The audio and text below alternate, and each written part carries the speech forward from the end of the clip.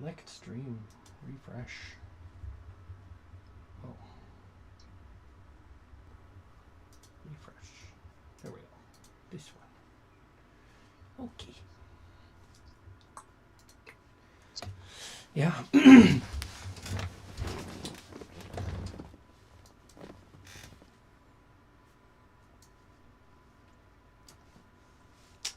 Let's just make sure we're good. Gotta pop out my chat.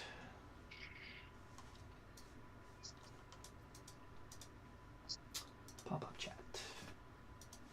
There we go. And yes. Mm-hmm.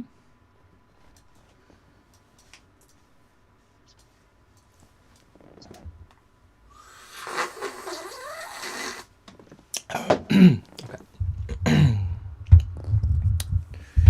Turn this one around. So we got microphone. Mm-hmm. Oh, there we go again. Day 70. Oh, that's a long time. You could put it auto 0 on that, I think. Day 700. What? Waiting for a new era to be released. It's already in the chat, bro. This dude is amazing. Bro, you're blessed to have crazy bands like that, man. You really are. I appreciate it. It's fun. People care. YouTube.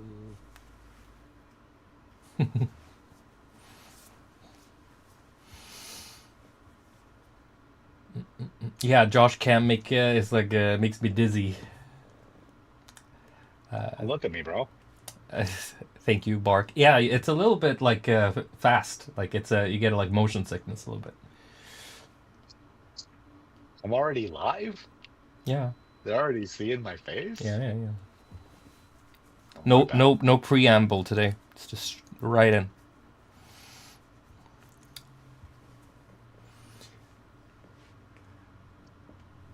Oh, I need to clean. I'm not even signed into fucking YouTube. Good morning, everybody. Oh no, yeah. It should. Isn't it on the YouTube?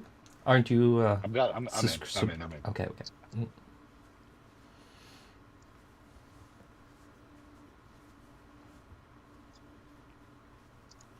Hmm. The accounts to choose from.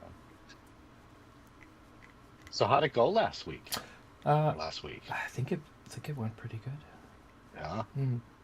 That's technically the first time we've ever produced on a live stream, so maybe. I'm not sure. How'd the chat feel about it? More?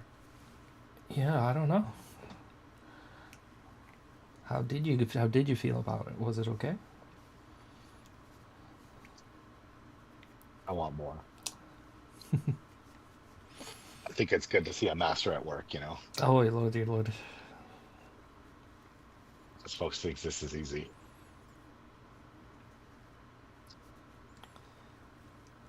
What's going on, Argentina? Osaka. Let's go. What else is in here? I just got a little gimbal. It's not a big deal. I'm not trying to make anybody dizzy. Oh, just yeah. trying to stay in the middle. Also, the colors on your new camera or whatever is like super oily. It's like so red. It's probably because it's greasy, bro. And I have a pink light on in the back of me. Oh, but it was more. It's like you're using a different. Oh, dude, Lord, the color is so strong on this. And I'm coming in from gardening, and I'm sweaty and gross. I need to take. It was just the lighting looked different on the previous setup you used. It was more like brighter, I think. Now it's you switching around. No, I do have. I got more light I can add. But nah, it's okay. You look fine. Yeah. You look fine. A little hello from Argentina. A little hello from Germany, Brazil, Kazakhstan. Oh, damn. I didn't realize that Agni was from Kazakhstan. Brazil. I think maybe I saw that before, but that's a hell of a place to be.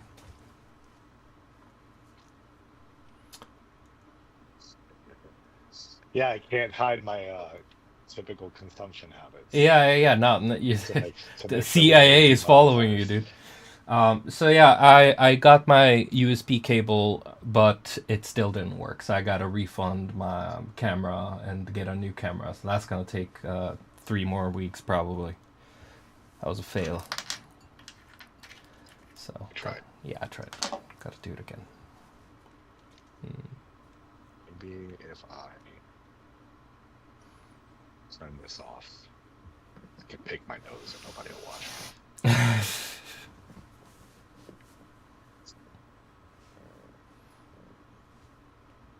Casters in the chat. Oh, there you go. Oh, damn. Better. You got like 7 cameras on you. Fucking CIA operation over there. Yeah, bro. I'm trying to do content. Yeah.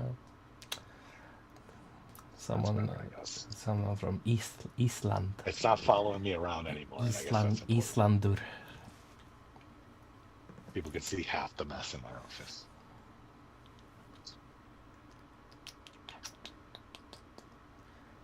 All right, so what are we working on today? I don't know. I'm gonna get there when I get there. Cross that bridge when I get there. You said it was a production. Yeah. So yeah, I'm gonna open it. Open up the stuff soon. Just Well, unless you want to talk about Coachella, I'm totally. No. We're not talking about Coachella. We're not talking about Coachella. But yeah, I don't know if we had anything important to chit chat about before we run in. Just a little bit like hello. What's up, Caster? I'm here to watch and then add reactions for as long as you'll have me. Oh yeah, no, I'm turning off the camera because the CPU on my computer can't handle all this audio input and stuff. So this is a true story. I had issues last time too. I tried to fix it today, so hopefully it's gonna be a little better. But my computer's getting really old. Really old. Oh yeah. Okay. So nothing new. Nothing you wanna add before? Nothing. I mean, if you don't want to talk about Coachella. Nah, I don't want to talk about Coachella. This ain't TMZ. It is, and it's already played out. It's boring. I'm here for the noise, just like everybody else. Yeah, people, if you want to crowdfund my new PC, then you can just super chat me some personal. Best way to do that too is just also harass your promoters, harass your clubs. Get us in. Yeah. We will come play. Sound on bass. Yeah, we'll see about that. We'll see about that. Gotta be in the mood. Whenever I've seen you go through drum and bass, it's like it's eras. So Lex asked who my sample. It's not a sample. That's a song I made with somebody, and I covered that in my Vario episode. So you can go look at the Vario episode, explain everything there in great detail about even the sample in Trust Issues.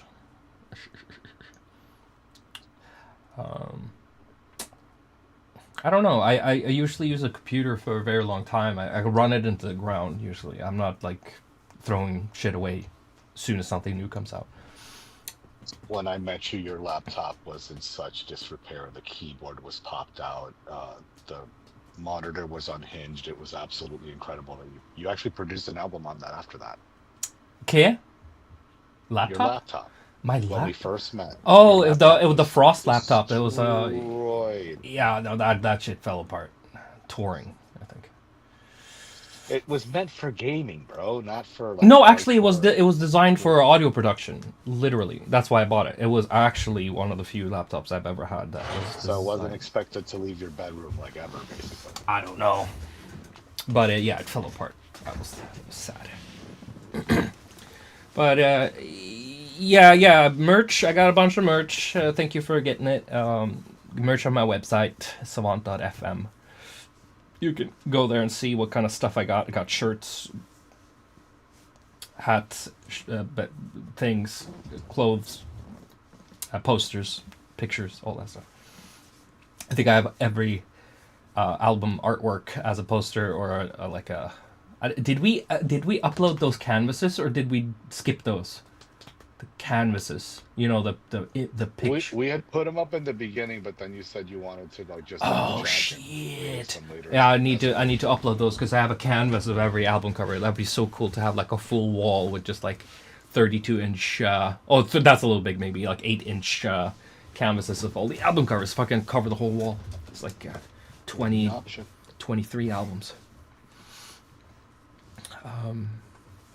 So yeah, so there's a lot of new merch coming out too. I'm working on it constantly, trying to get new stuff, and also like see what I can do with the old covers, if I can make something new and exciting with that.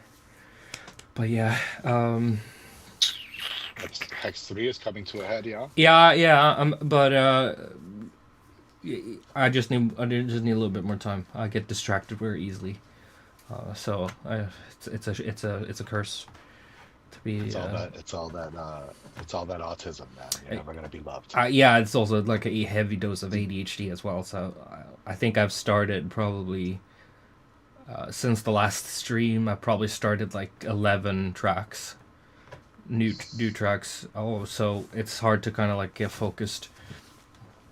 stay focused on the stuff. But yeah, let's get into it. Today I started just working on something a few hours ago, and I thought maybe I would continue doing that on the stream while exploring it and taking questions and seeing where that goes. It's not a big thing. It's just a little tiny idea. And in 10 minutes, I'm probably going to think it's shit, so I'm going to start from scratch anyway. So doesn't really matter. But yeah, Josh. See how long he likes this song. Yeah, we'll see how long. So we'll just say adios, or what's it called? Hasta la vista. Is that what it's called? Yes, sir. Does that mean see you later? It means until later. Oh, that's good. Okay. Until I see you. Okay. That's what it actually means. Cool. All right, have fun. Yeah, thank you. We'll talk soon. I got the FOMO over here. Okay. Figured out. Awesome. Okay. Enjoy, fam. See you next week. Later, hater. Bye. Okay. So call ended. We're just gonna turn off WhatsApp so it's not eating up anything. I think actually, it's FL11. I thought it was FL12 for a second. Woo. Okay, guys. So we're just gonna go in. Let me do a little quick sound check before we go further.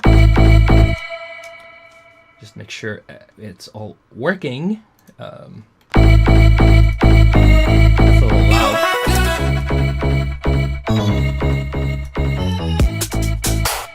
So I think that sound should be working. Guys, let me know if it is not working. I'll put the chat on the side here so I can keep track of you guys. Here we go. Okay, so I think I fixed all my audio issues from last time, so I can really do a little bit more stuff without the glitch. Yeah, so today I just think I was just opening up a folder here like this, and I clicked, was it this? And then I was just like, that little snip sounded like a cool sample I can start working on. So I basically just dragged that in here. And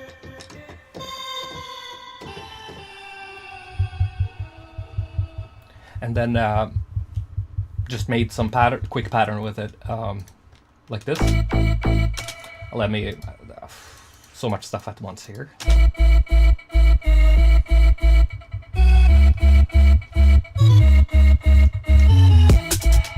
Yeah, so that was the thing I started with, and no real plan there. FL Studio starts in 140 BPM, so I didn't even try to think what I should do with the tempo or anything. So I just kept it 140. And then I added the sub was in a different key because I fucked up on the song, I guess, the one I sampled from. So the key was like a half tone, half note off. So I had to make my a new bass sound. Just with the... Oh yeah, sorry, I need to... my wife is telling me the camera is not up to snuff. I'm so sorry, guys. Okay, there we go. Can I actually transform horizontal so I look this way? That's actually kind of cute. Let's put it in the corner there, have the chat up in the top. Yeah, so there we go. Perfect. And made a quick like tech house bass in Serum 2. Which is basically it's kind of a square with some PVM on it. Oh, I ruined it now. And then I just added a saw, and they're all in different octaves. This one's low, this one's a little higher. Randomness is completely off. Let's see if we can scale this down a little bit. There we go. And then just a filter, that's it.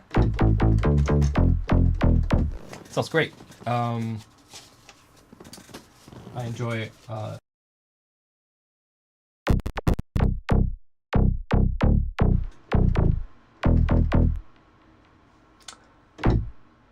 oh, something is going on with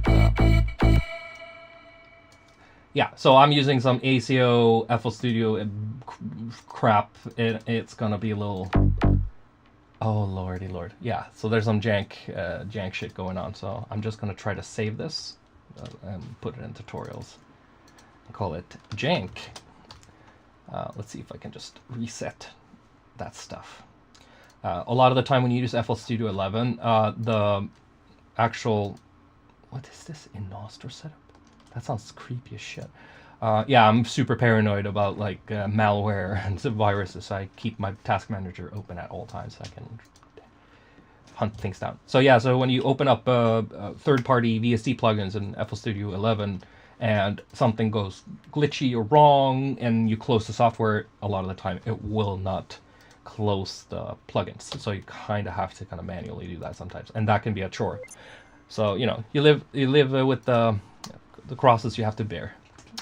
Okay, let's open up Jank again, see if our ACO is up to snuff this time. We're gonna go through all the plugins and effects and stuff. Oh, I hate when I open up tracks and I get this stream of goddamn plugins in my face.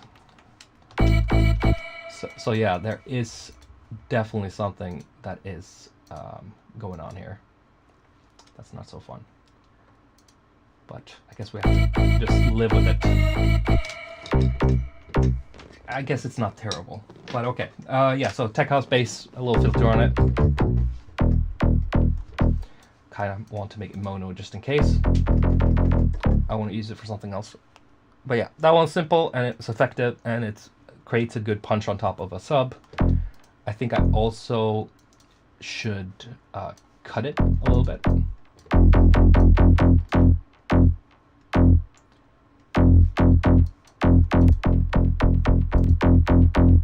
What the hell is going on?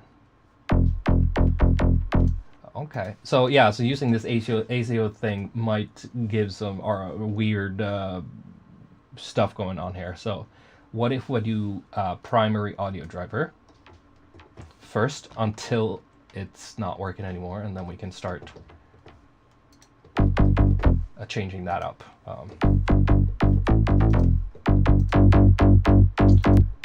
So that is extremely peculiar.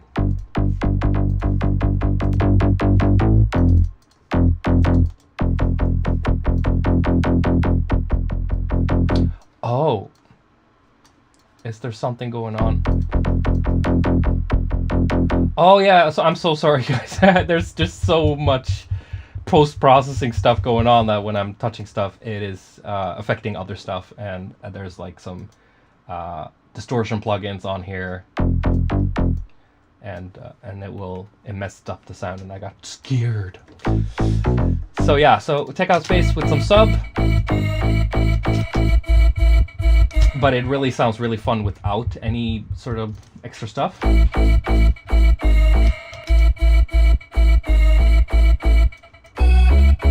And then I just wanted a little break there because it's very monotone when it's just keep going and going and going and going. So I kind of wanted to add a little sprinkle right there.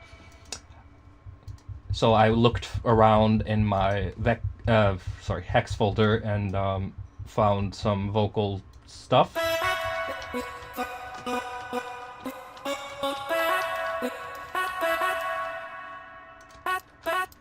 From Heartstrings, and you know, just put it in a slicer, chopped it up. Sounds funny and cute, so I just put that in the middle.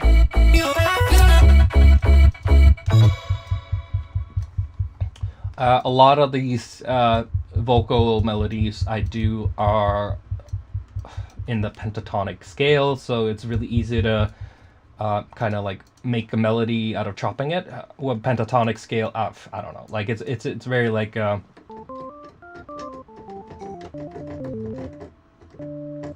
So it's very easy to kind of find the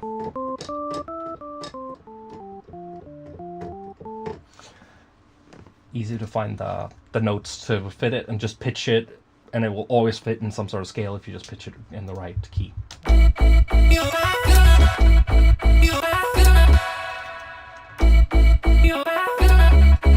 So yeah, I haven't worked a lot on this. It's very rough. Can turn off this so we have more space. And then I have a send channel with some reverb with a little gate on it, made in Grosbeat. And I'm using this primarily for this this thing.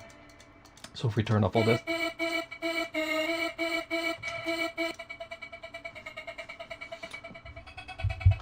So it's just to create some sort of back.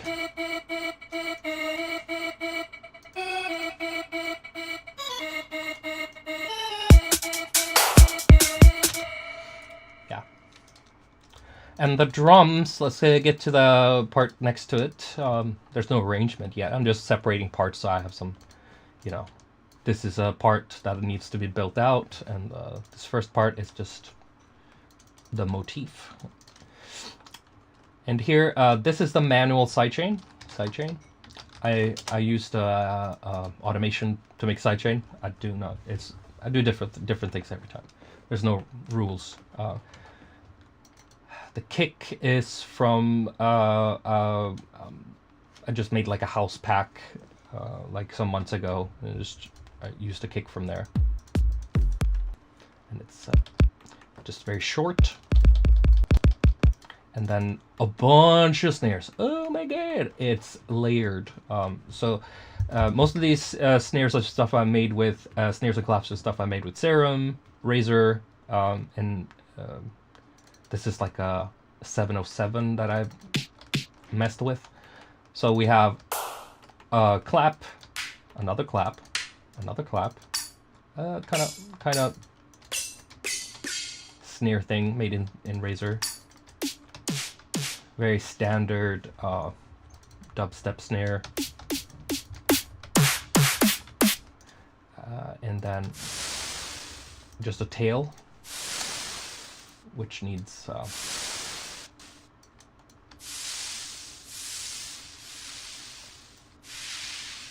maybe something like that.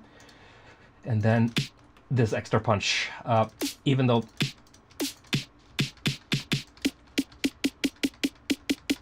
that might work better, but we'll get there. And for the melodic part, just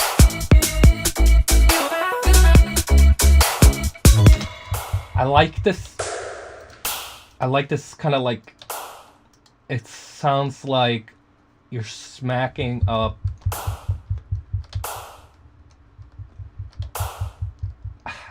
you know, those kind of like mattresses in the gym. If you smack it with your hand, like, because they're like rubber coated or got some sort of like plastic rubber thing, and then echo of the room. So the other samples that would surround that in the folder here, that would be alternatives to this one, would be, because, you know, it might not be perfect.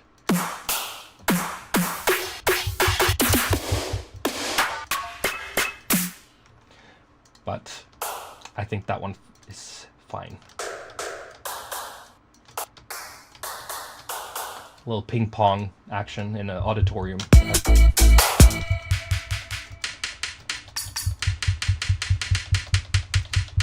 This one I'm not so sure about.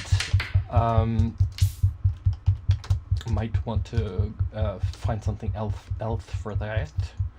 So I'm thinking, here's my snare folder, Piquant. I love this one.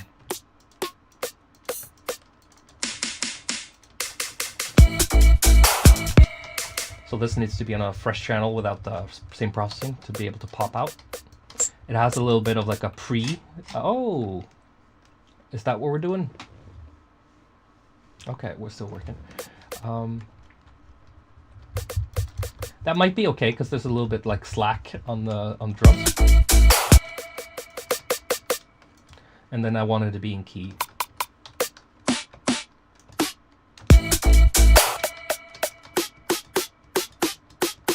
Well, that's got a lot of frequency, so it's gonna be.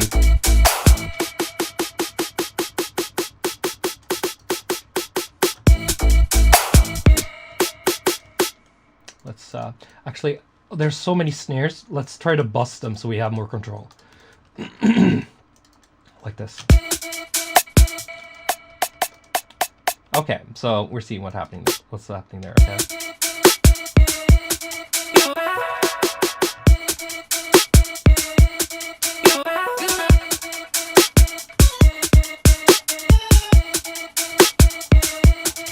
Let's try to take away.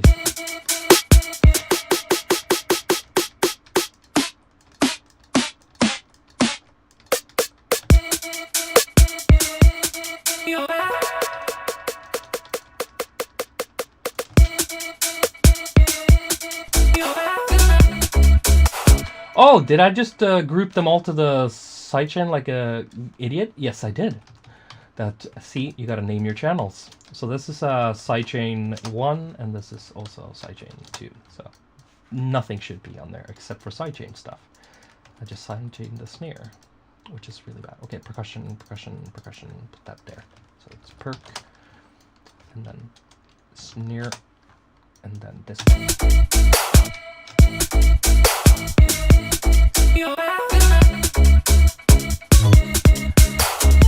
Okay.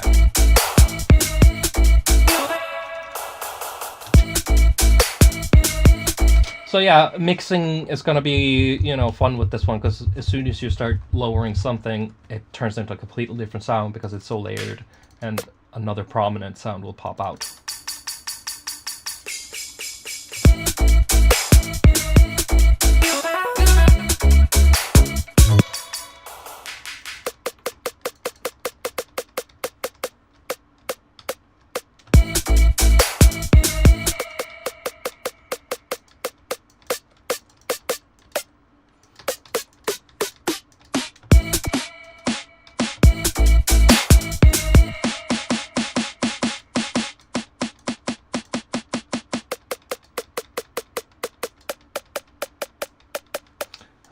Tuning this snare like in there's no tomorrow.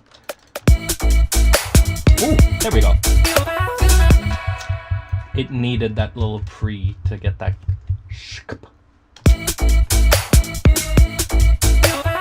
There's also some small percussion stuff here.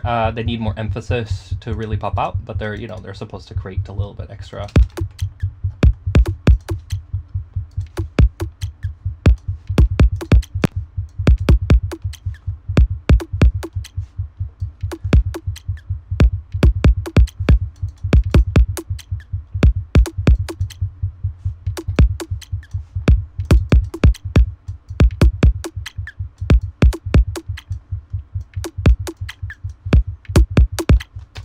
Cute.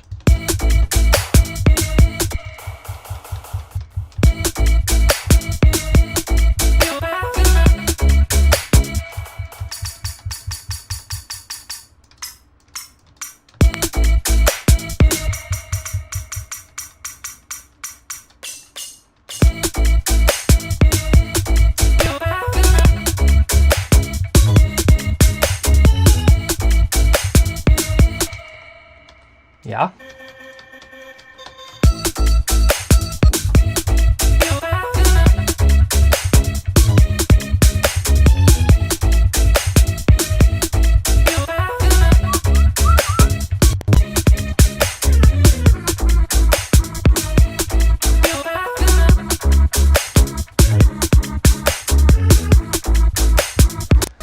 Just trying out some stuff. See what works. I need to duplicate this and make a new.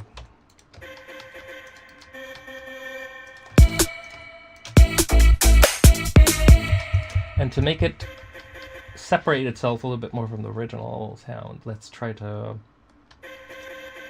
swap stereo, but maybe some stereo separation. Oh, god damn it, it's ugly. So we need a channel that fixes some stuff before we send it into the... Yeah, see? Sorry, that's the wrong one. There we go.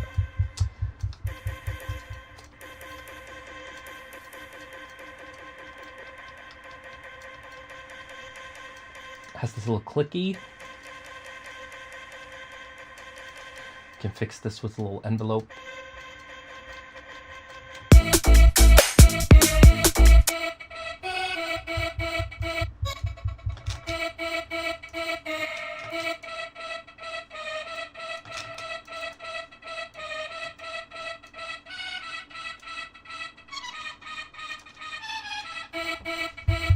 Yeah, there we go.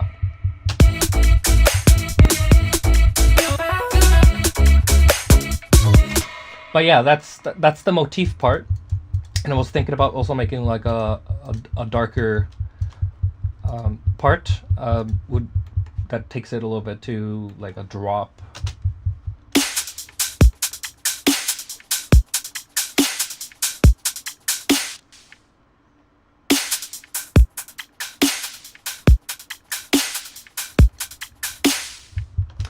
And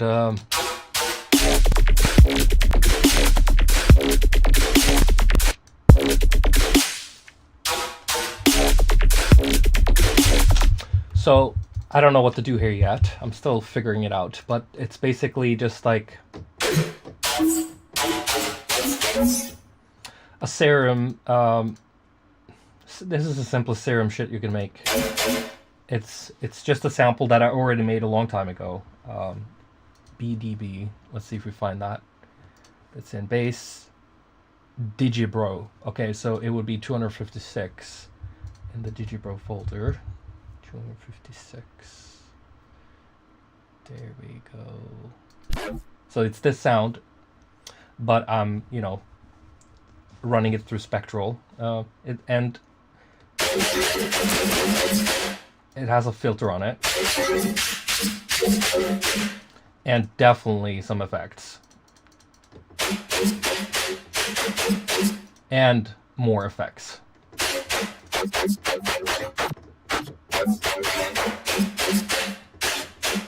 That reverb is really...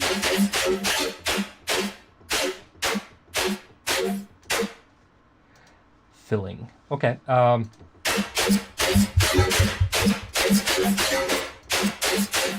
It's really extreme, but it is what it is.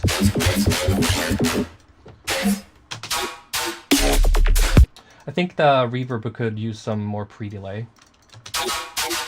Like that. And this whatever growl bullshit, it's just, doodly doo. I think the backbeat smack sample thing is what really keeps the drive. It's the same sound as the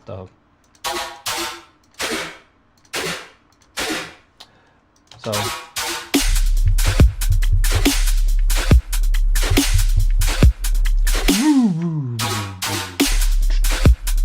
I had a Reese there,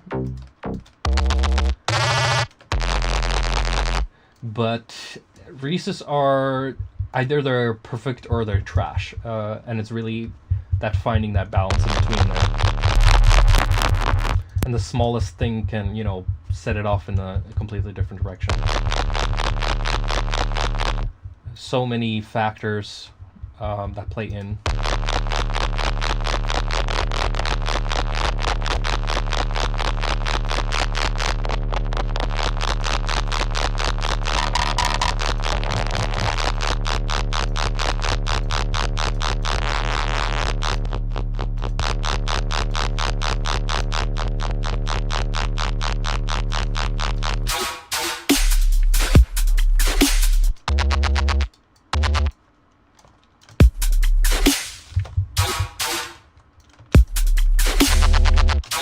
So I don't think I'm going to be doing that at all, because there was a reason I took it away, because I couldn't make it work.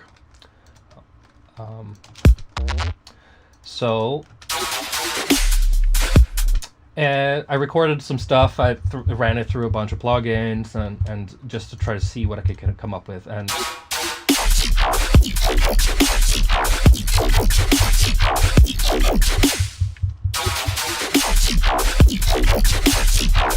And this is all the same as this. I just made a couple of new versions of it and tweaked it a lot. So this would be 3, and then we have 2, and we have 1, and tons of like distortion and a little spectral twinkle on top. And then I made different versions of it.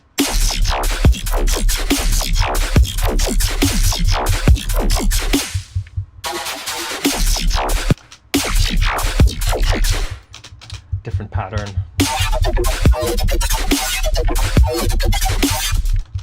Doesn't really hit. And it also kind of sounds very old, passé. So I don't think I would have been doing any of that anyway. So what I kind of want to do is find out how to make a new sound. And you know, Harmer is never going out of style for me. That Harmer is always going to have some fun stuff. I can always come up with something I've never heard before in Harmer.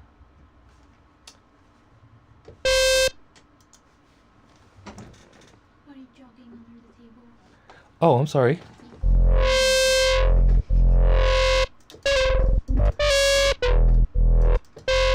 Let's see what we got. I made some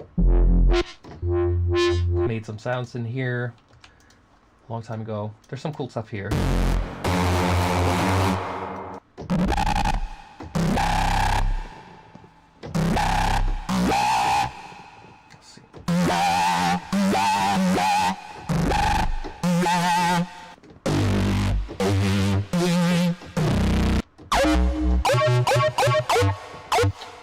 Okay, we're getting somewhere.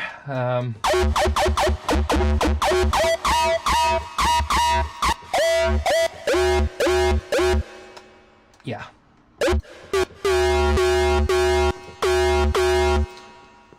Oh, that reverb is so cold. Let's see.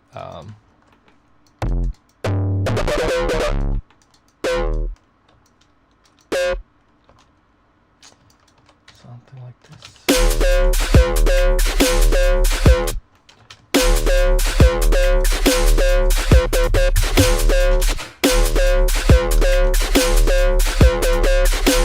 Okay.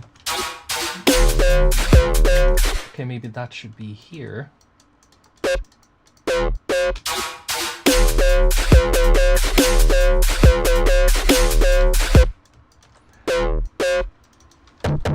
Put that into our sidechain. Of course, it sounds like trash, but you know, you got to start with trash to get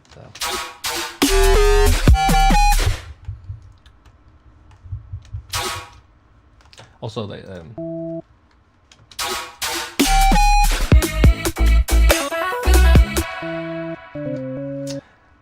C sharp.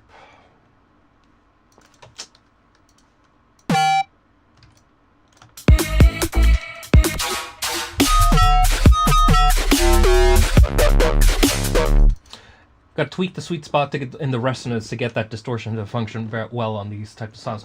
That's kind of what I use Harmer for the most, like most of the time these days.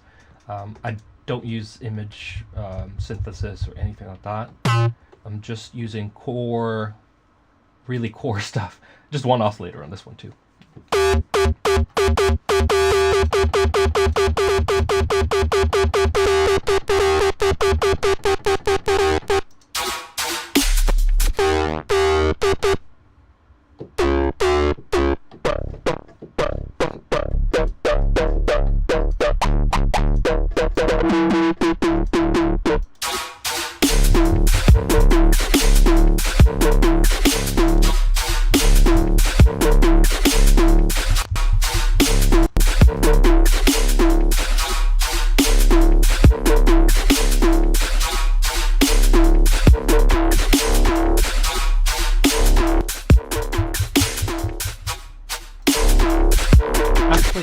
Yeah, no post-processing on this one, please. Let's just put it straight into sidechain. And then I'll figure out some other compression stuff for this later.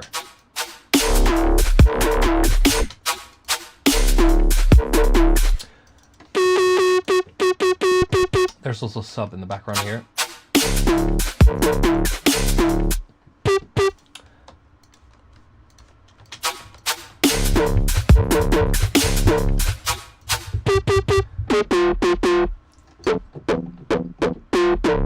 Okay, let's find the sweet spot.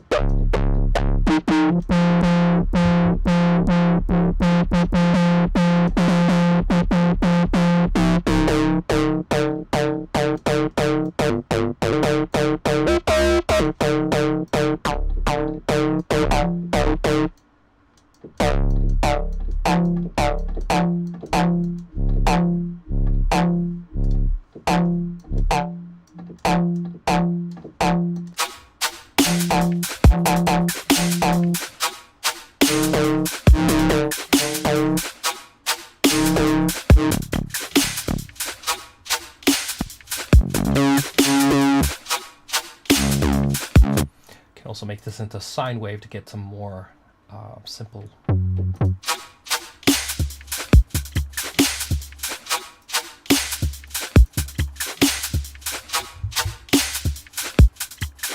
But then we're relying way more on distortion to get the sound coming, because sine waves don't have a lot of frequencies going for it.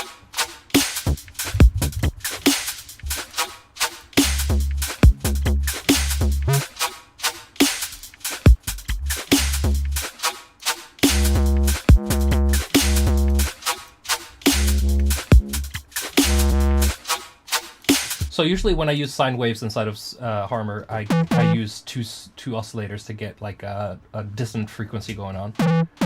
So basically, the best way would be to start from scratch with this, and then just make a quick envelope. I like turning off the velocity. Of course, making this back into sine wave again.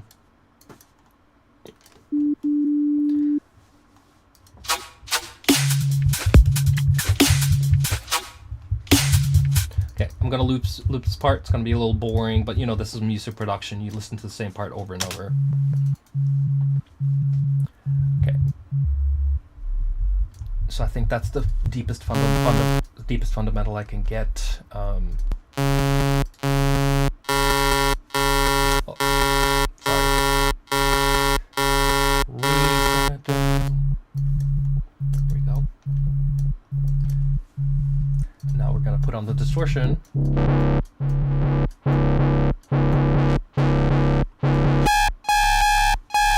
Immediately, we're into Zomboy territory.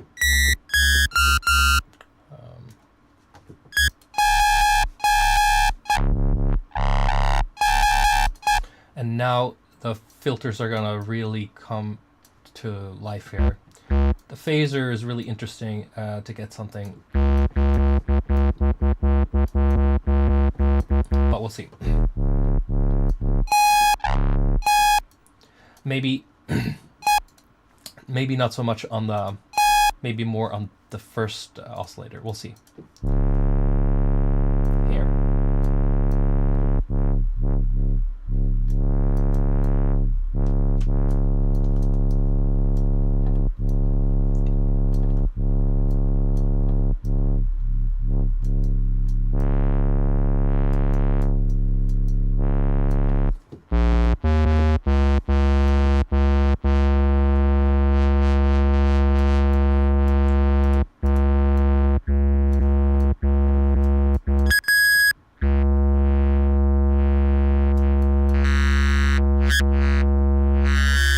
Ooh, yeah. So we're gonna be, doing a grind technique here, where basically where the sweet spot is, and trying to grind between a nothing to the sweet spot to create that little edge.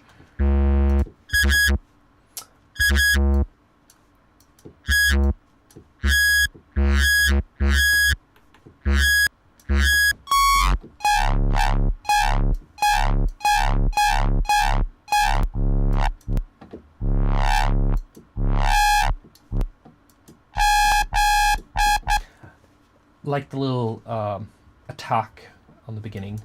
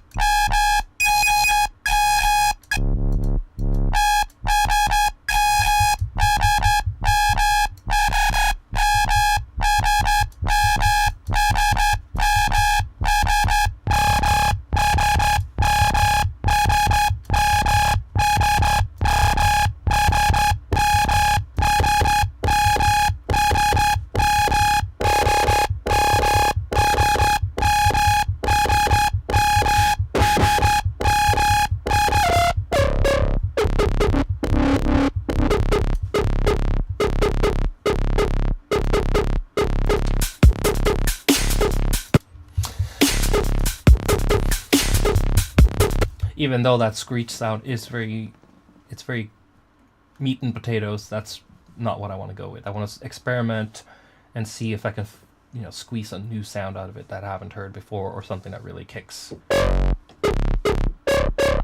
But it takes a lot of like tweaking and touching and moving around and experimenting, and it's gonna be boring for most people to sit through that.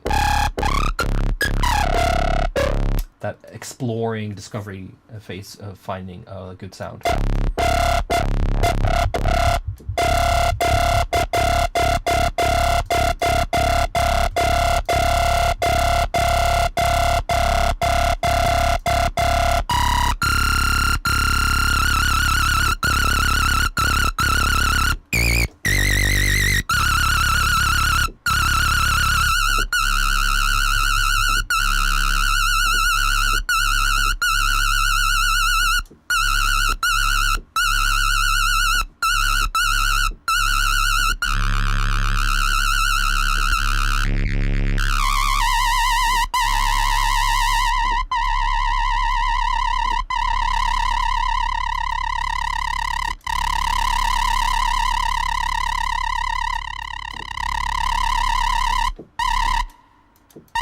So if you guys have something really pressing to ask about or talk to me about, it's really difficult to kind of like do both, because I barely I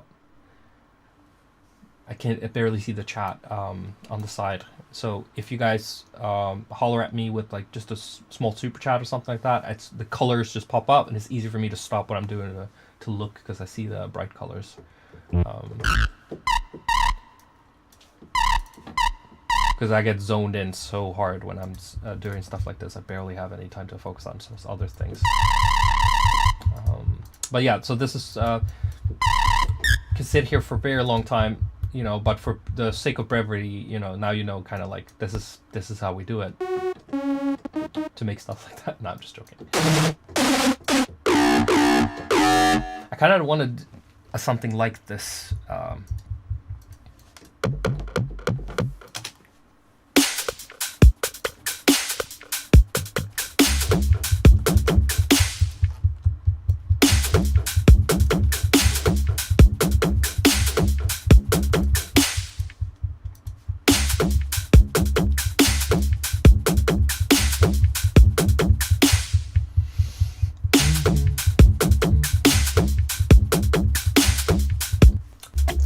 puberty simulator. I don't even remember where I found this. It doesn't have an interface, and it crashes a lot. So it's definitely like a homebrew.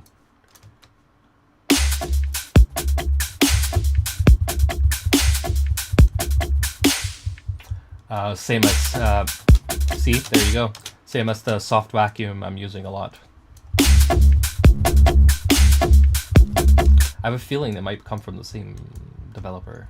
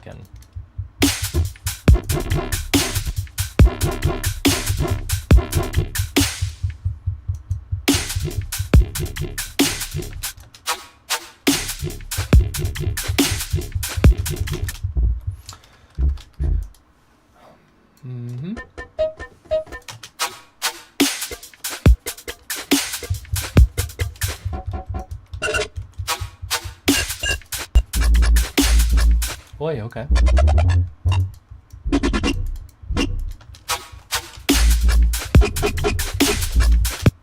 Interesting stuff. Scream.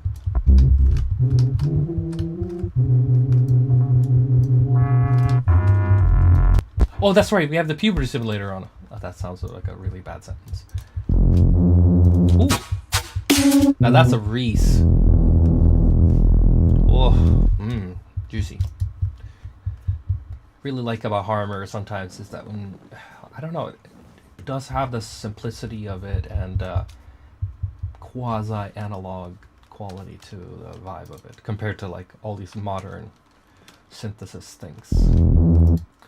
When you just use the meat and potatoes, the bare bones.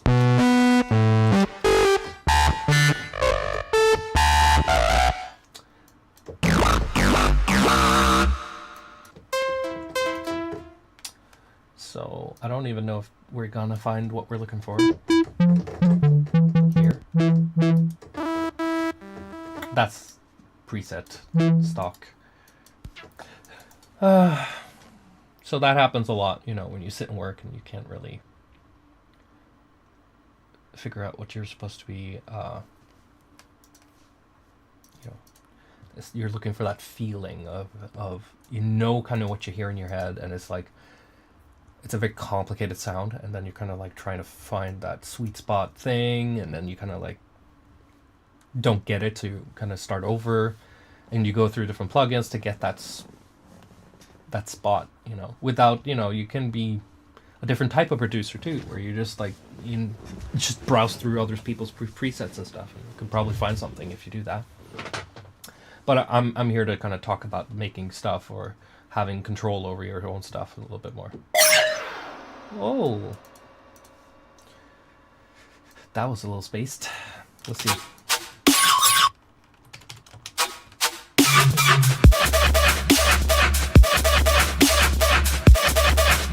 Again with these spectral.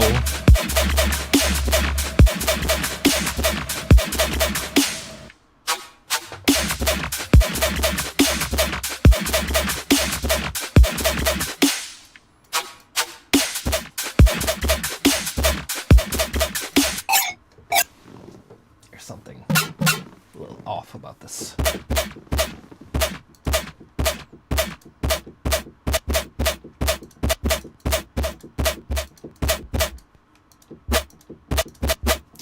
That's kind of nice though, a little soft attack. And now we can play around with some reverb for that, and I think it might be fun.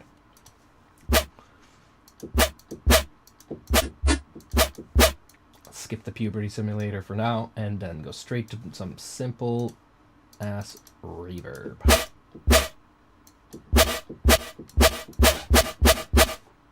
Try to keep it after the distortion.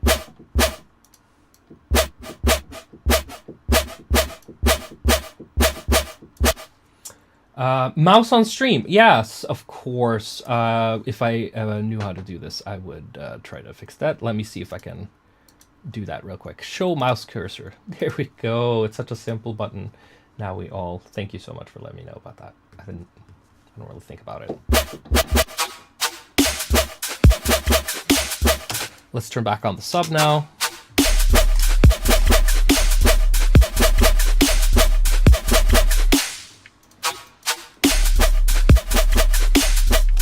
So yeah, there's also a reason why I don't make a lot of dubstep anymore, is because it is, to me, it's a little trite, you know, like it is. I've done it so much and there's so much out there, and to sit there and when you don't have that feeling of like, and you're trying to make, it's just very difficult. So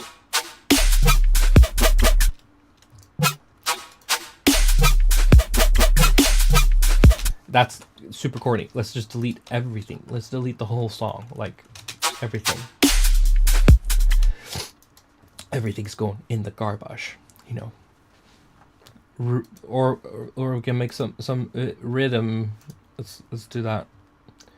So yeah, I used Faceplant for a very long time. I still use it, but I had a period a year or two ago where I was like majorly like doing stuff here. I really like a plugin that really lets you cook your meth from the bottom. Get that methylamine from scratch type stuff. And it's I don't know, I had a lot of fun with this. It made a lot of great results for me.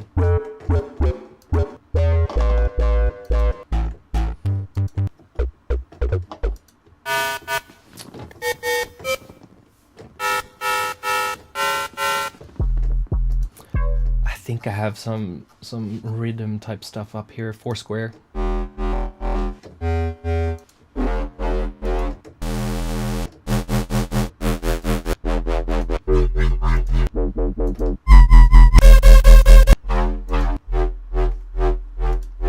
Of course, we would need to, what sounds to me, put a bunch of flangers on it and really make it disgusting.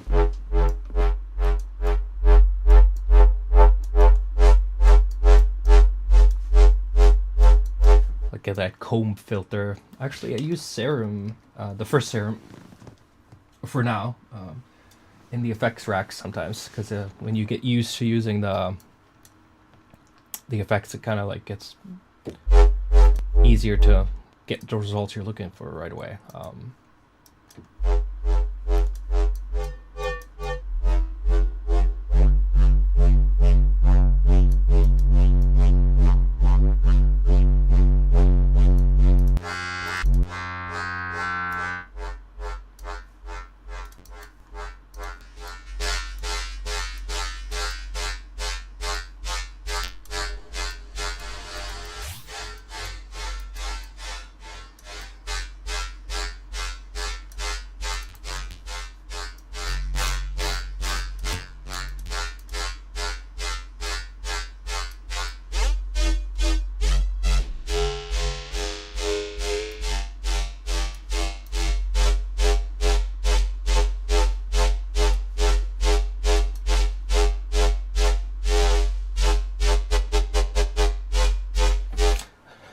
Yeah, maybe we should have had a controller for the rhythm here, so we don't have to like make so much work out of it.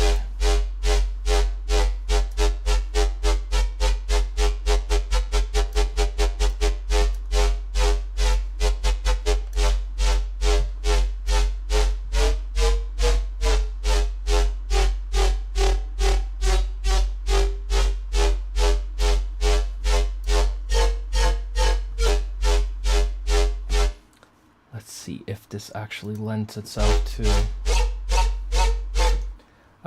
Calypso. Hey, Savant, happy late birthday. Did you have a chance to ghost produce a Cryo Man EP with a track called Blackout on it? Sounds a lot like your style. It was uploaded by Bark. I was just wondering. Okay. can neither deny or confirm such claims, allegations of tomfoolery and fakery in the industry of EDM.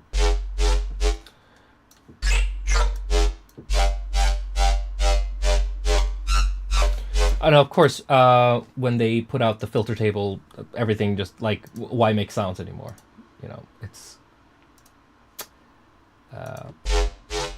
because they'll make themselves kind of.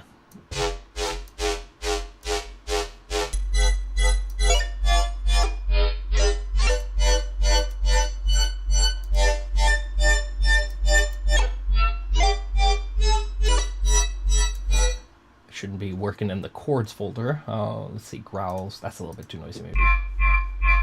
Let's do some saws, maybe.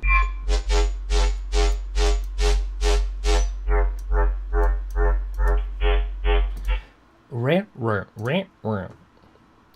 Fuck, I hate rhythm so much. It is a completely retarded genre of music. Never trigger.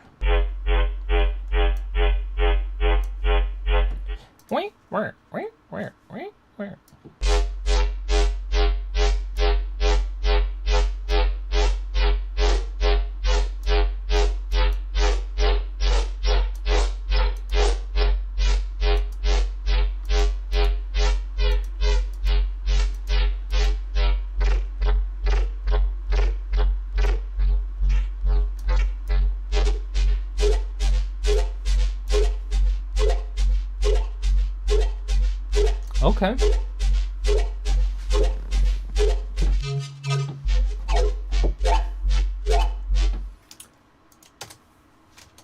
Disgusting.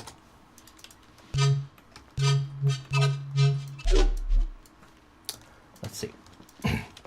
This is probably not going to fit in here. We'll just try anyway. God, it sounds so shitty. So if we take the sub down,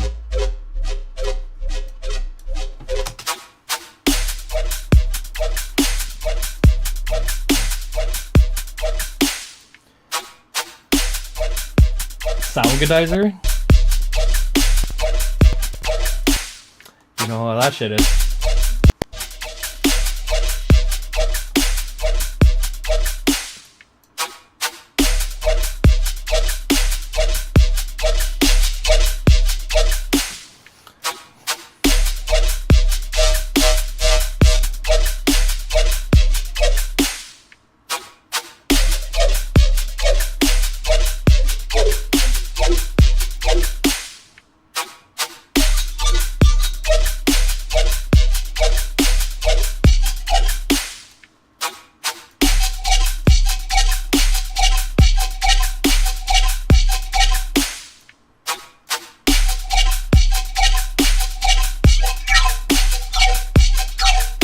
Oh.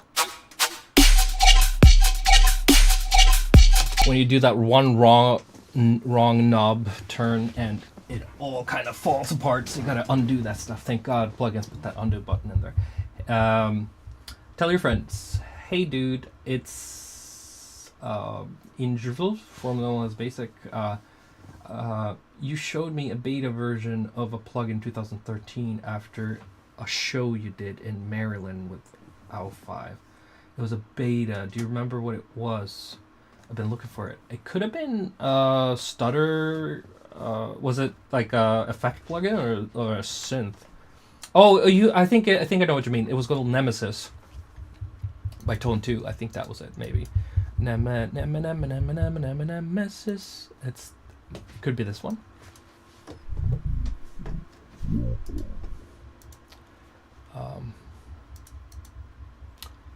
Yeah.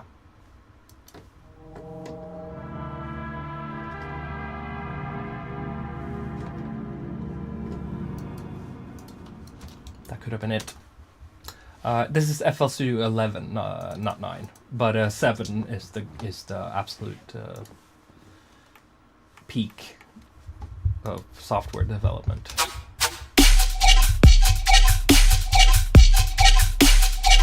So yeah, those drums are not. It's like bro step drums with rhythm, and I think it would have to be a little if we're gonna go completely cliche, we'd have to take away all the stuff that makes it cool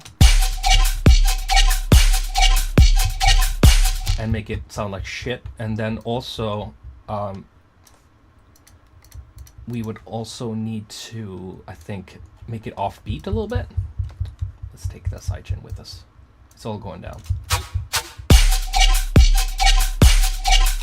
Oh, we forgot to move them together.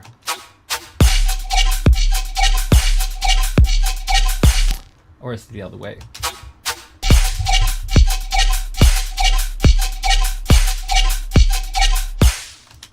It sounds shit either way you move it, so it's all good probably.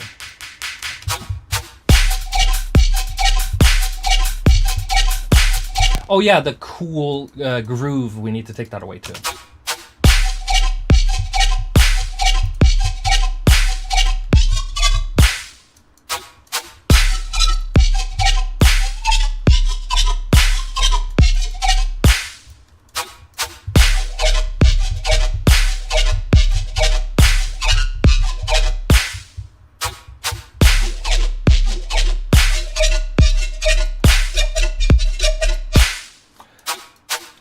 Gonna automate that. God, I'm jaded. I'm just zoning out.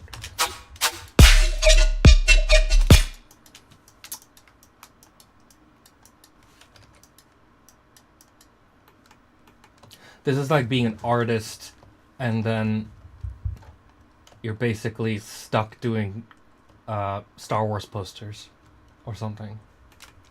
Oh no, that's actually kind of classy. I don't know. AI prompts for Netflix posters.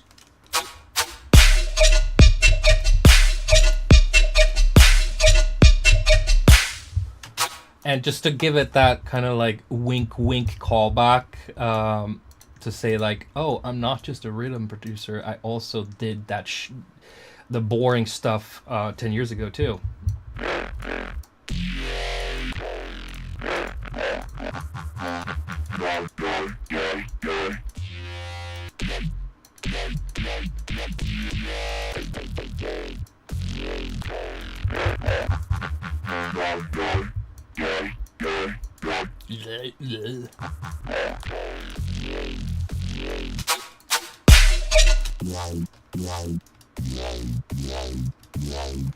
Hey, do you how do you make sure that everything is not clipping but it's so loud? Are you using limiter or something on the main channel? How do you mix as you do? Right now, like when I'm in the production process of things, I might not care about any of that sort of stuff, and clipping is whatever.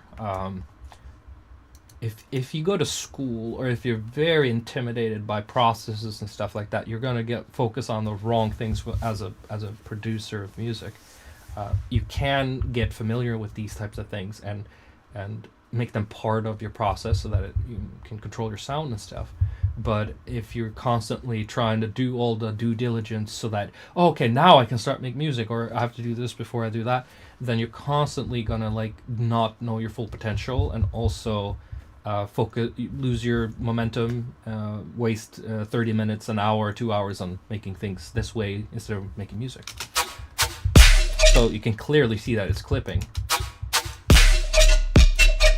And actually it sounded worse with a soft clipper on it.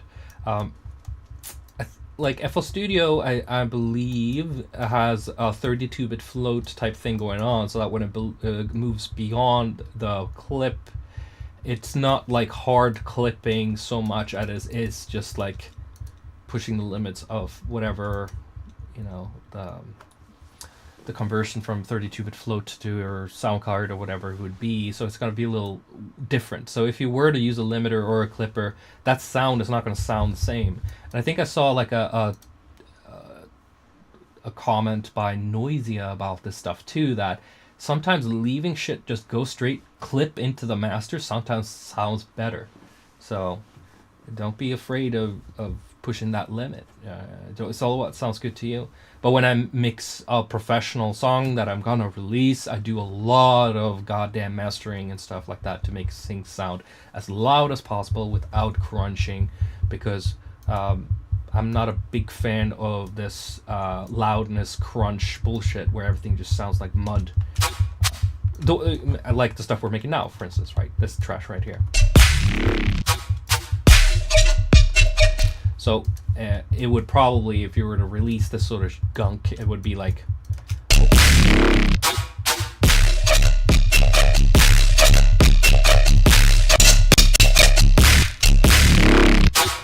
I think actually when I'm using, 32-bit buffer, there's something about this stuff if I turn it off. Oh, it didn't not like that I clicked that button, so we can say goodbye to this. We're not gonna miss anything. Let's put it that way. It's all going in the garbage. So let's talk about some other stuff, because rhythm was getting me extremely depressed, and that I had a dubstep thing going in the first place was a huge mistake. There are some attempts I've done in the past year that are attempts. I had a song I played at Rampage in Belgium. That was something I was trying to do, but I just couldn't, for the life of me, get it right. And it's a 50-50, like, didn't have the patience to do the techniques needed to get there, and 50-50, I fucking hate dubstep. So you're kind of working against yourself. Also, yeah, I can show you guys some of the examples that I worked on. But I can't finish them for the love of God, because it's just not in me. I don't know if church... Oh, that doesn't work. If that's color, of course. And then we have... there is another one. It's called Good Times. Good Times. Demo 1.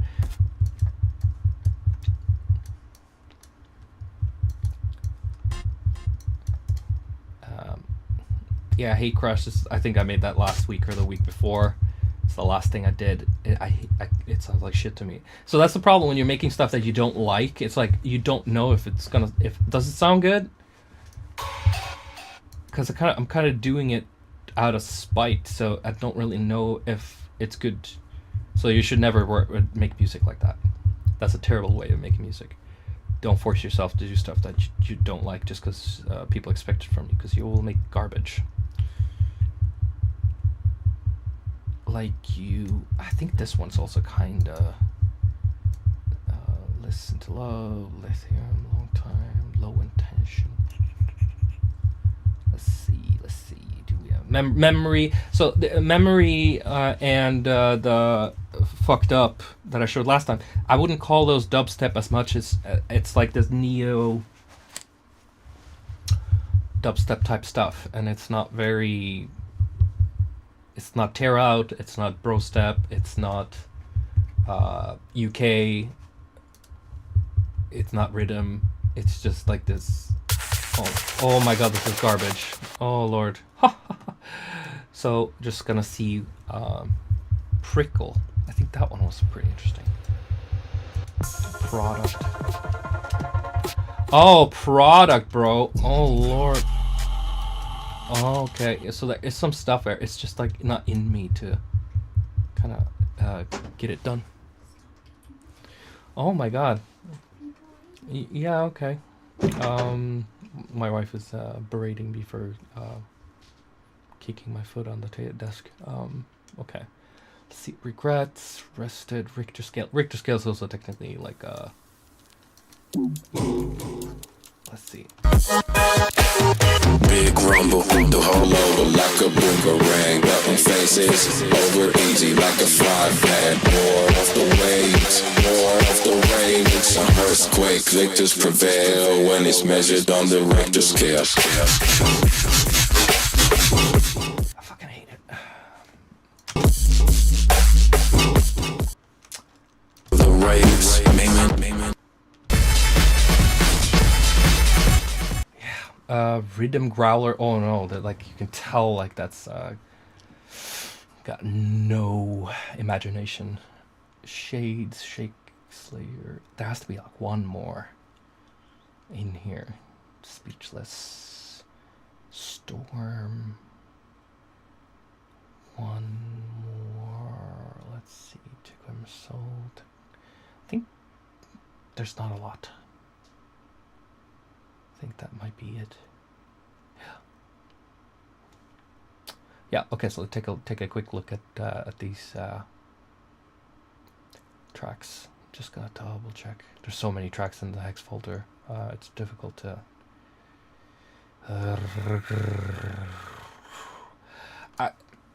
Dead or Alive. That one's it's just not a Savant track. If I had a hair metal band, that would be Dead or Alive. I just want to do something with it. If I did a collaboration with somebody who does that stuff and I could just provide the vocals, that would be amazing. Dormant. Okay, I think we're good. I think that's it. Okay. Dead or Alive. Yeah, this is not technically dubstep. It's like a metal track, but I tried to make it into like some sort of dubstep thing. I think there's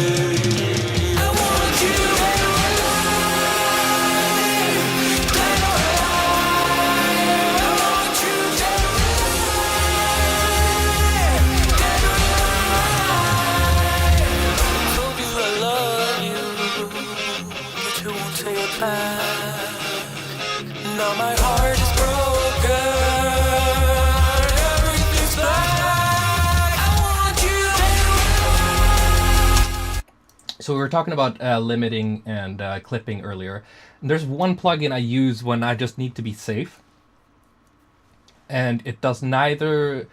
It's an interesting kind of limiter where you kind of don't feel anything being limited. It's extremely smooth, and it's free, I think. So I use this a lot when I just want to like have a very invisible, and I don't use it on masters or anything, but it's just like a little utility tool for when I'm recording or kind of temping things out, and I just want like a ceiling to be there. But I don't know if I trust it enough to put it on like a master chain for actual release. That would be up for debate. But it's really nice limiter.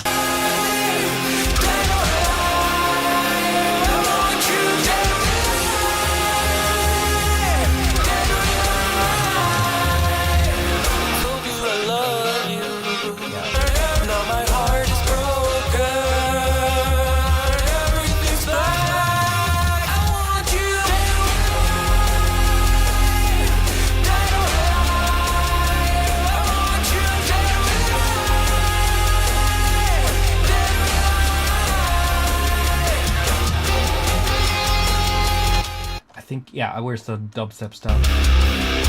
Oh, it's just some metal stuff. Let's turn off.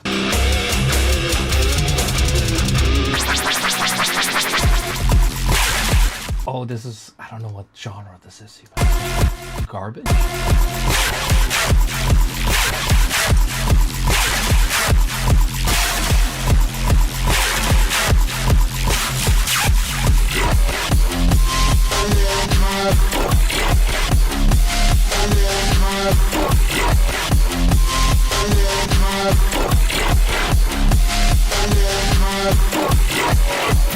That actually sounds pretty good, actually.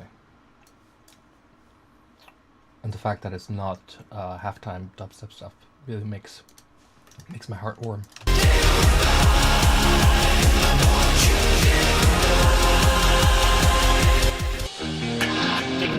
You know I'm head over.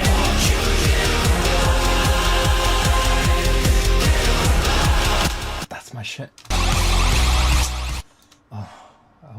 If I was just born 20 years earlier. There we go.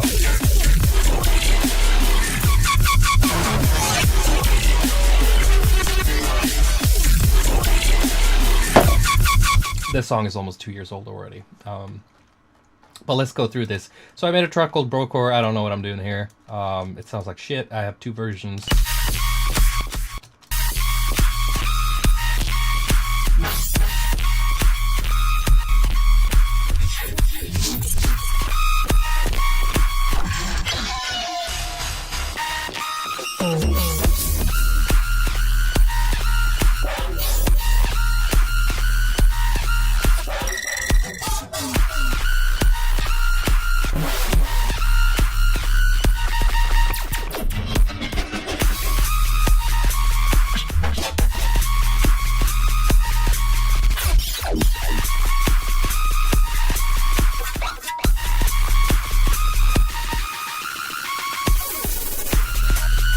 It's not terrible.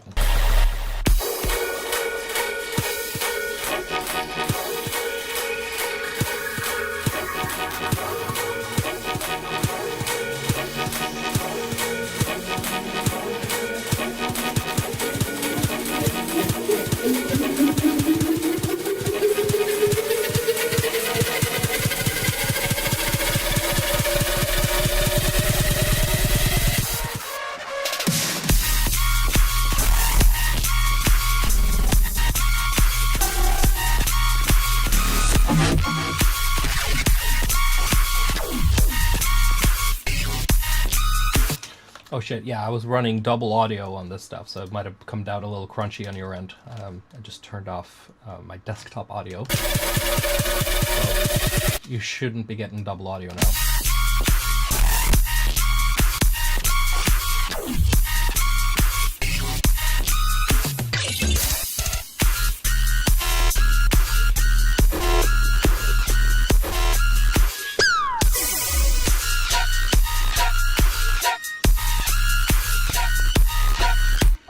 Yeah, so that was the brocore.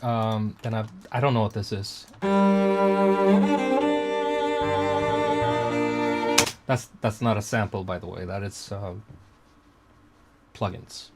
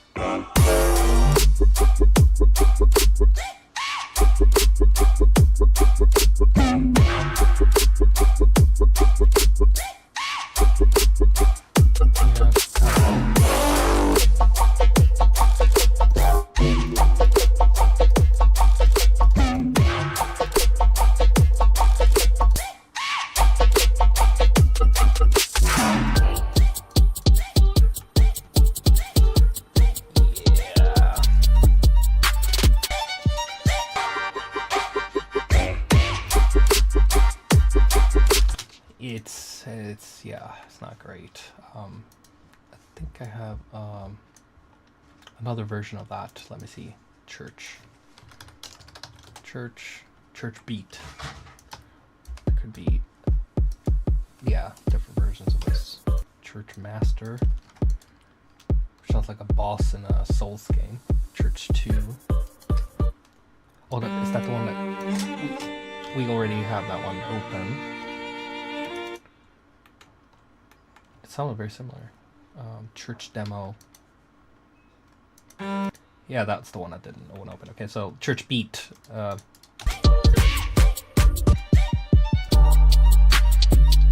It's like a trap version. Functional.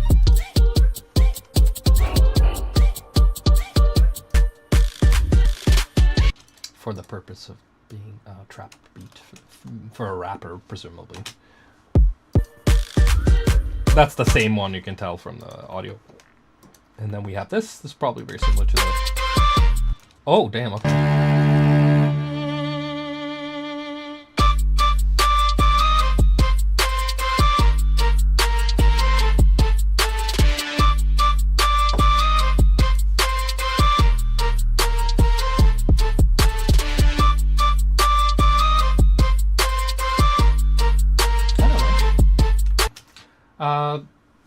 Distorted guitar for Bones in Slasher 2. Those are probably real guitars. Let's see, Slasher, Halloween, Final, Bones. Let's see. We'll just make sure. And Slasher 2.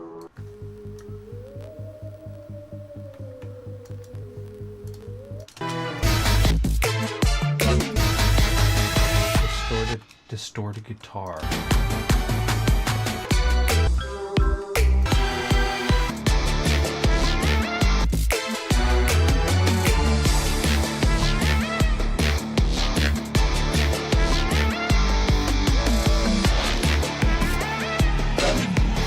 I'm pretty sure that's real guitars. I play guitar, so.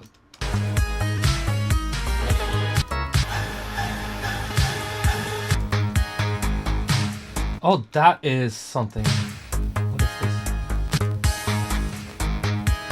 this? That is not real guitars, but it's using guitar amp thing in the mixer. But what I'm using there is actually where is it? It's in channel presets, guitar layer. It should be this one. If it's gonna load or not crash my whole system.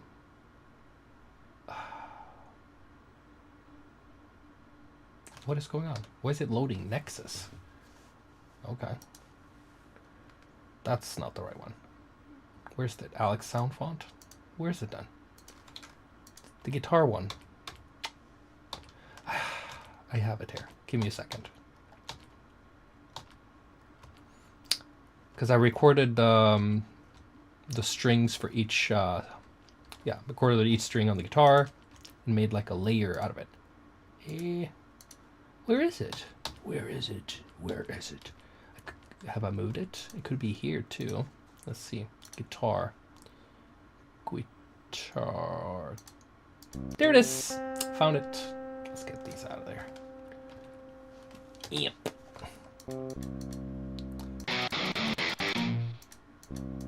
So basically what I do is, I don't have the layer for this, because I make a layer and then I kind of like put these in there.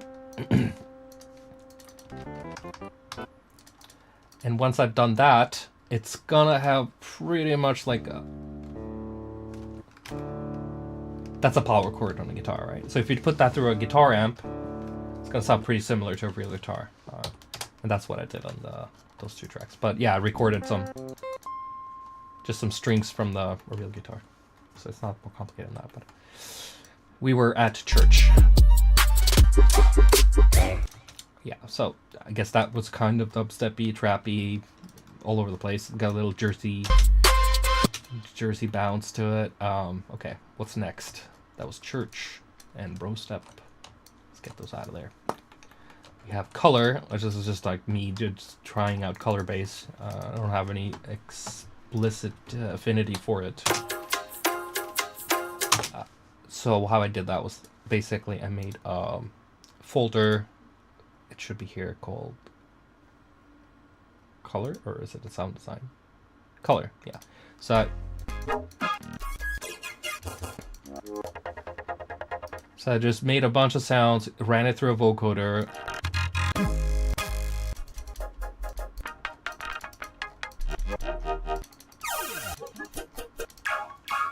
In a bunch of different keys, and then I made a song after, which is this.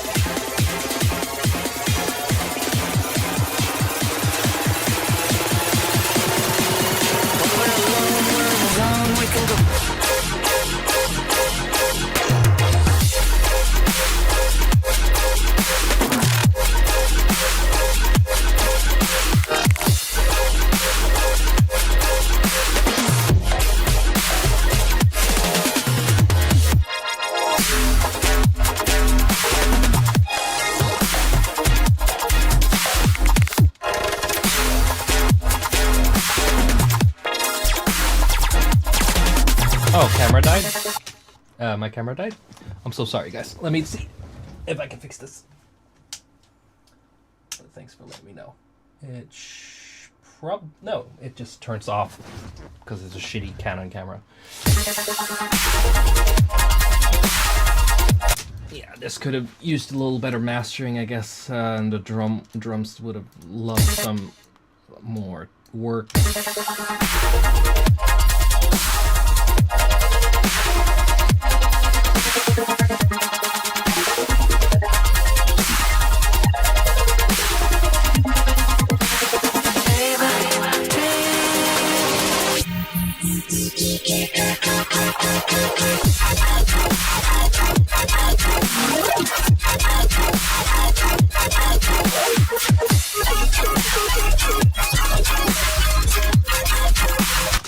Yeah.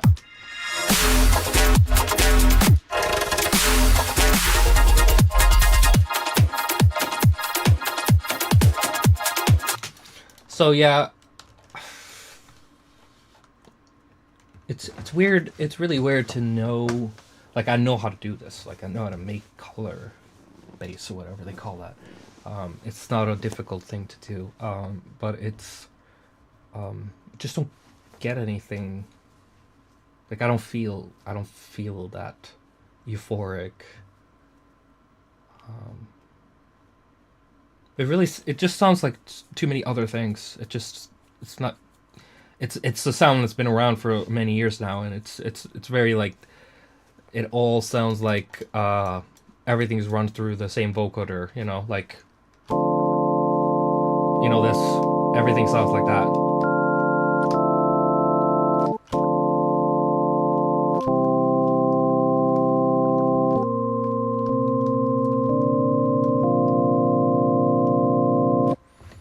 So, yeah. What happens if we speed it up? Okay, maybe I have to change the camera. Maybe it is done. Maybe it's cooked. Let's just switch the... Got two cameras. You know, that's the perks of getting married. You both have the same camera. Let's see, can you know, share it a little bit. Share your cameras. Okay, let's just see if we can find something to. Goddamn, this is so DIY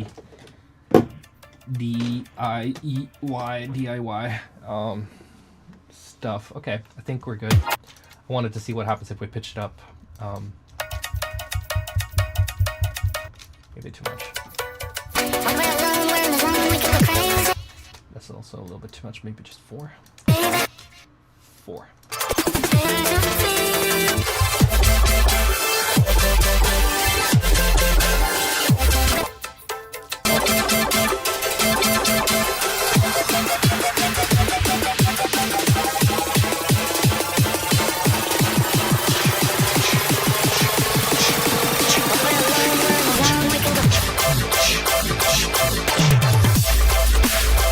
That could have been a drum and bass thing. Okay, Good Times. This is the one that I really wanted to work. Like, I had a feeling about this one, and it just wouldn't let itself be done. So I was kind of like maybe holding it off for a collaboration or something like that, but this camera stuff. But I'm not so sure anymore. In future production streams, do you have any interest of doing a throwback to the UKF stream by making a song by pulling out words? No. BT collab, maybe. I have to mold that alone a little bit more, the BT collab stuff. Because it's a fun thing, but we really didn't plan to make it into a huge track, and we didn't talk about it. We just like jammed, and we hung out for like a few days, and that's what came of it. And I think I did most of it when I got back home after there, so it didn't really get a lot of love and attention. But no, it's I don't want to do too much gimmicky stuff. I'm not here to be like clowny stuff. I'm too tired and old for that shit. Just you know, PTSD. Okay, Good Times. Oh, that seemed very slow now. That's okay. Let's find a better demo. Maybe, or just skip the intro a little bit because it's a little boring.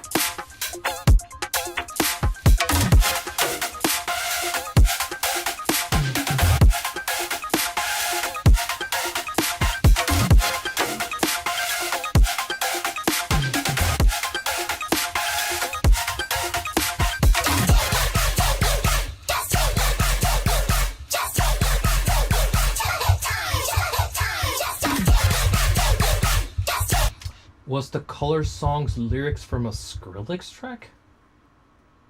I don't think so. What Skrillex track would that be? I wonder. It's just something I wrote real quick when I was making the demo. So I just took the cheesiest fucking things I could come up with.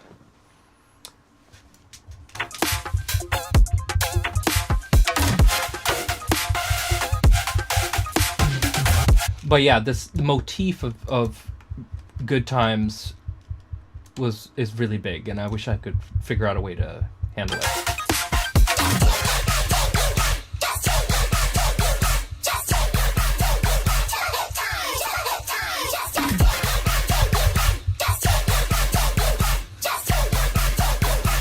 God, you guys with the leg. Let me live.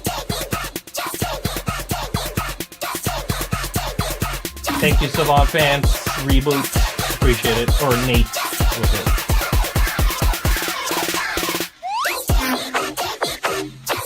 Oh, little goofy sample in there. Yeah, actually. Oh my God.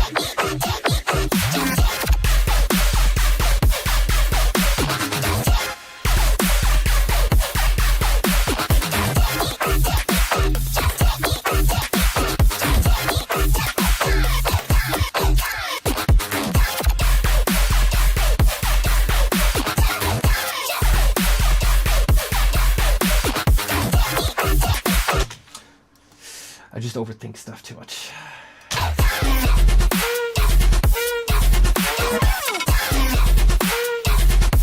Oh my God, it sounds like that meme now. It's like what EDM sounds like to people who doesn't listen to EDM. With all the fucking Looney Tunes samples in them.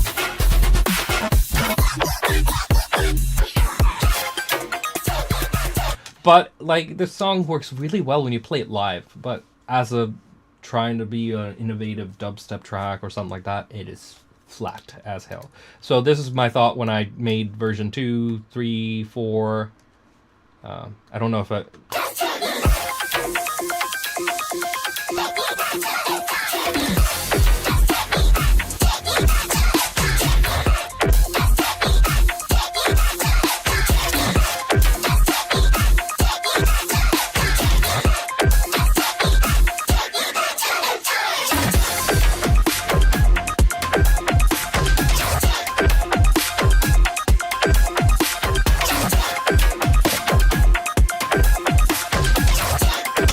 Like, where's to kill the noise when you need him? You know, like, that sort of shit.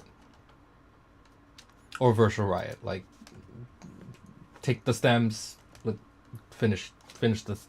I can't.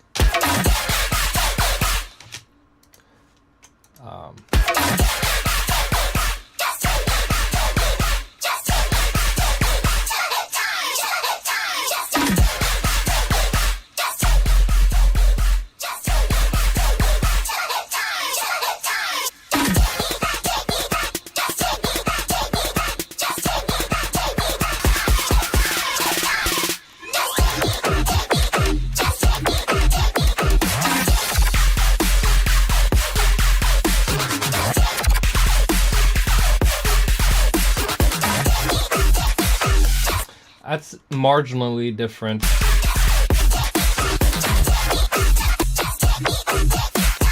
It feels like I just added.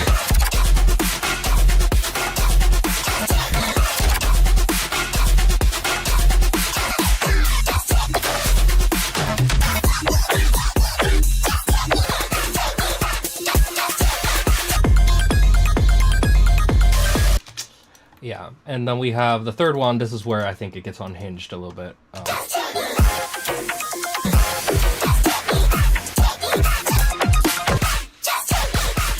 Yeah, same stuff there. Is it the same drop? What? For real? Is this... It's just a little mix difference. Maybe it's 4 then.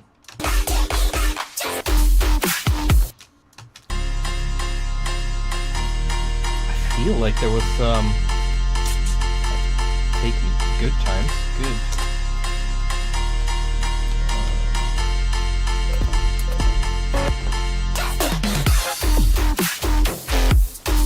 Maybe it's this one that I have in my head. Yeah.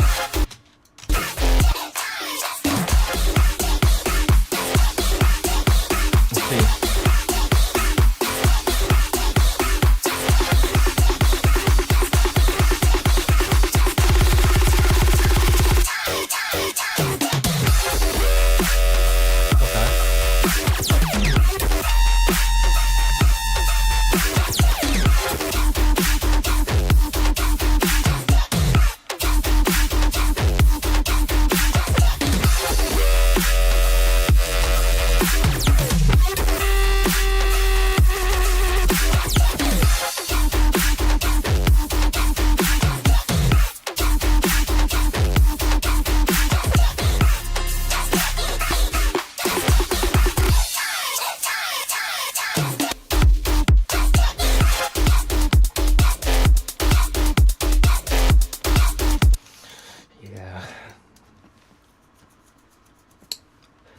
Yeah, this is a hate crush I made that like last week. Just for it was like I cannot feel good while doing it, so it sounds like garbage.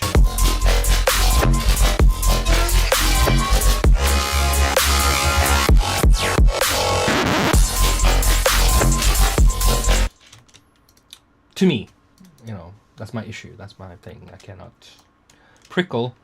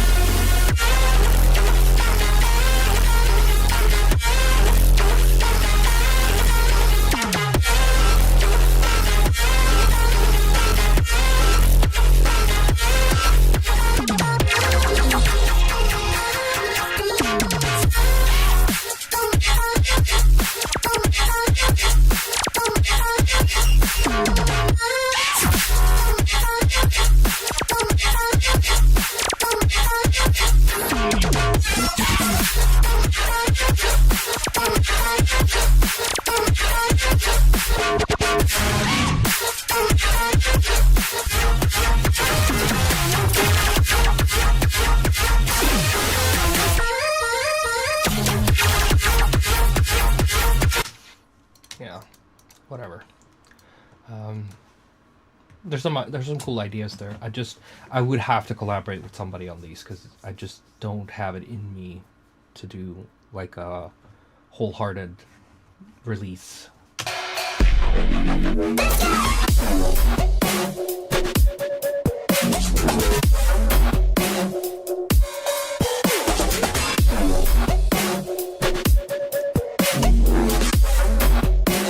I really like that vibe right there.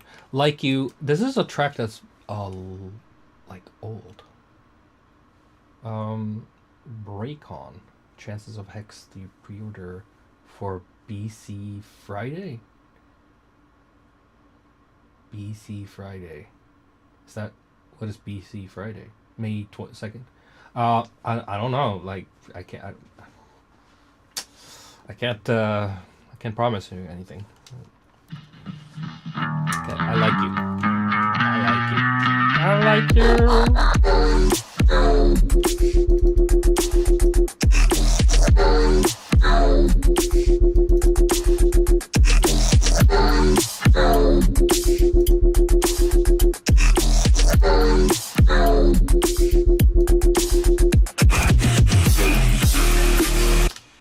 Torbjörn, been incredibly inspiring to watch your journey ever since venturing Hollywood days. Big fan of your melodies and chord progressions. Love seeing you work in the games industry from time to time. Yes, thank you so much. Appreciate that, Torbjörn. Yeah, I like working on games too. It's very fun, liberating. I don't know what genre this is.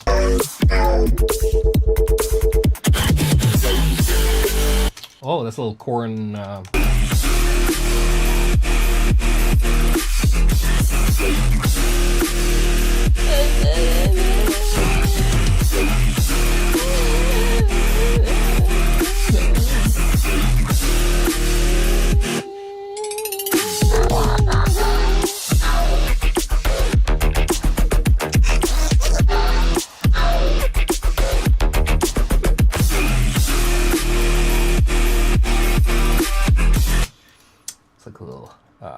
New metal dubstep stuff. This is garbage.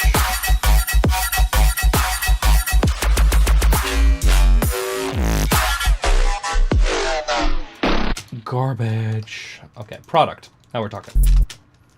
Let's see.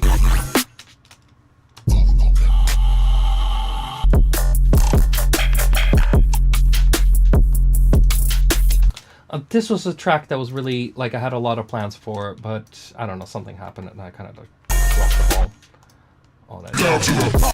Okay, so. We got to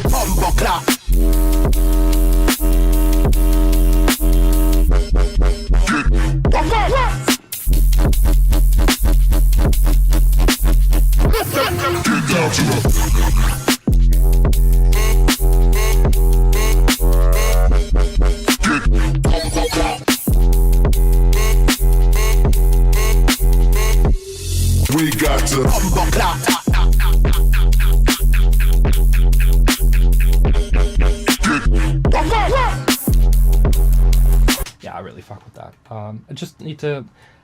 It's not what I'm aiming towards right now, so I just have to figure out a way to finish this stuff.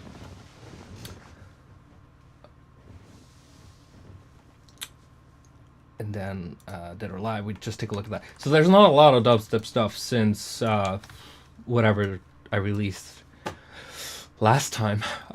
Just when you grow and evolve as an artist, you're kind of looking constantly for what makes you move forward too. And there's one kind of good thing about getting older is that your nostalgia stuff gets stronger and more ingrained as you get closer to the end of your time. And you know, it's gonna be a little bit of a these kids and their noise, and you're gonna become very, you know, more soft and sympathetic towards stuff that, you know, you listened to when you were younger. But I've always done that, so I don't know, maybe even more so as I get even older, get soft spots for those things that I kind of like grew up with and stuff. But when it comes to energy, I feel less. There's less angst. I have less angst now, and I have less of this like I need to do this to prove that I can do this, because I've made so many songs. I've already proved to myself and to others that I can do those things. So a lot of these genres that back in the day were a little bit like, look at me, look what I can do. And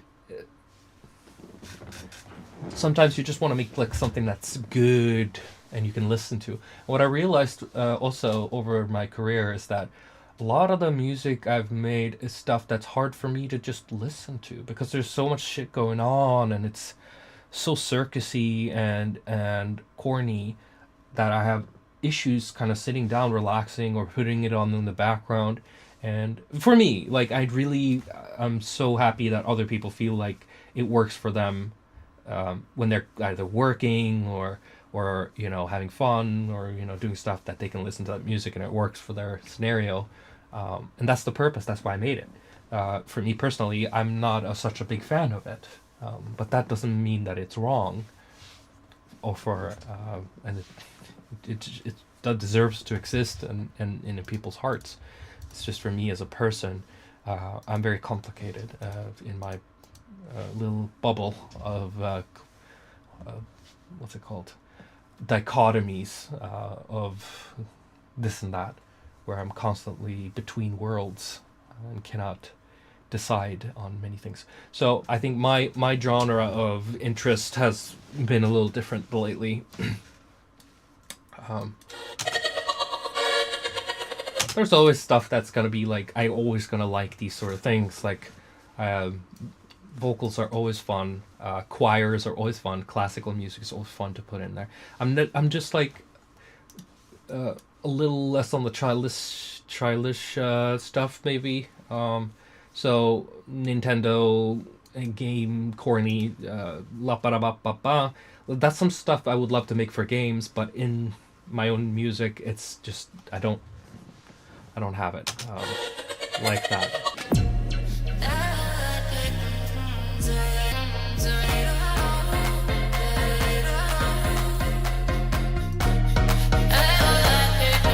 Oh, where is it? Oh, there we go.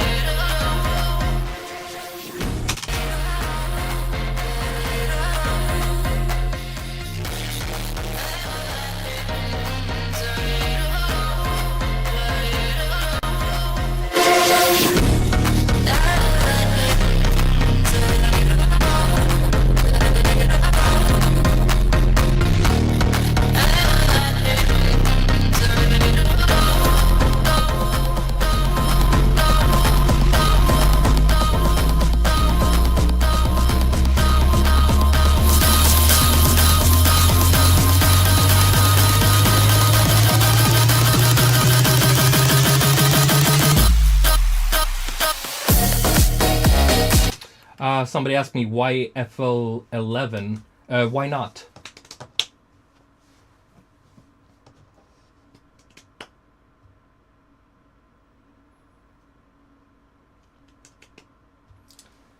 Why not FL11?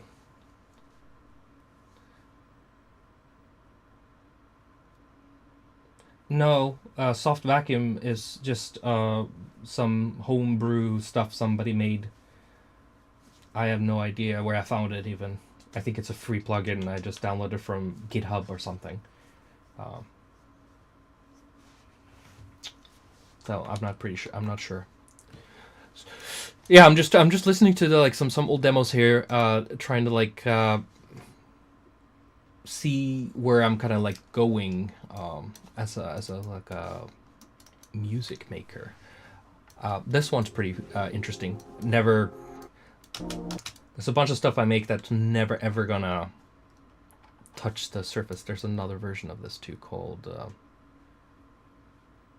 something else. Let me find it. It's important, so let me do it. It's Sort by date, and then Archangel, and the other one is called Draco. That's it. Here we go. Thank you, Based Ghost. Okay, let's see. It's more atmospheric, kind of French touch-inspired stuff. Maybe like a touch cyberpunk. Let's just use this.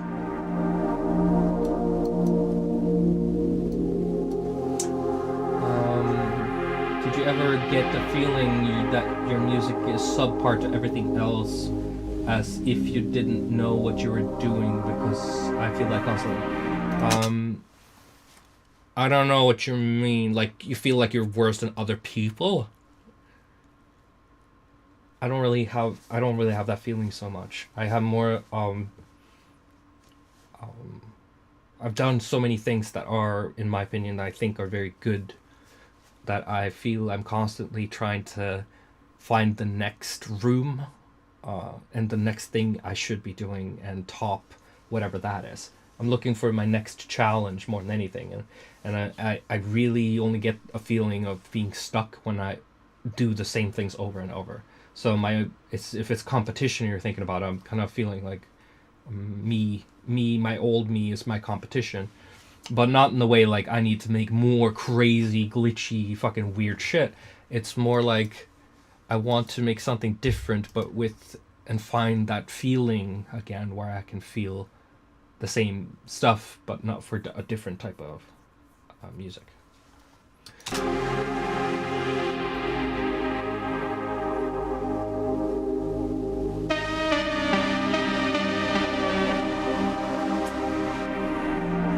I'm not a big fan of what, Happy Hard Door or Happy Hardcore? Yeah, that's never gonna happen. I don't know Dorian Electro, no. Thoughts on Skrillex's new album? It's great. He always does good stuff and he collaborates with the really good people, so he knows what he's doing.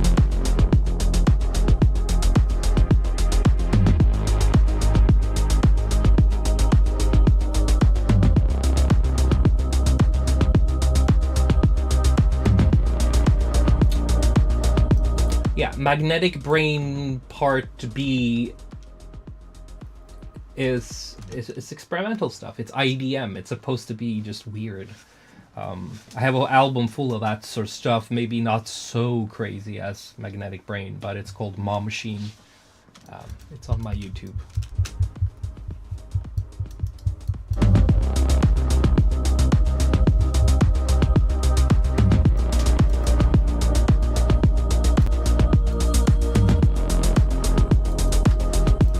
So this is the sort of stuff I really gravitate towards.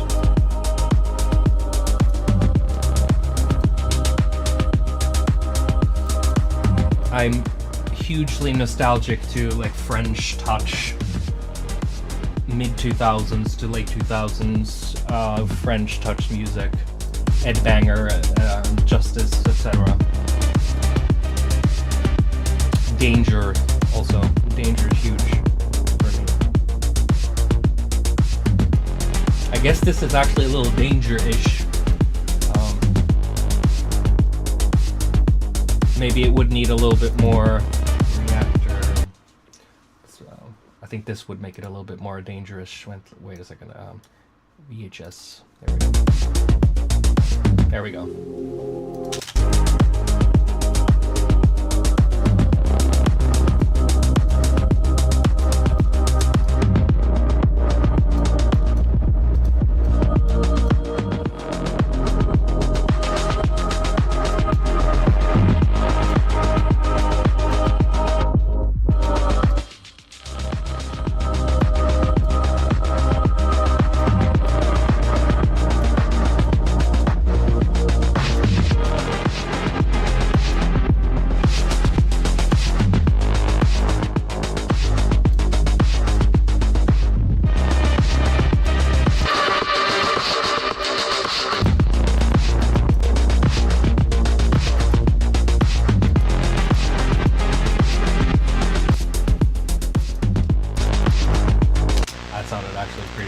With the VHS filter on it.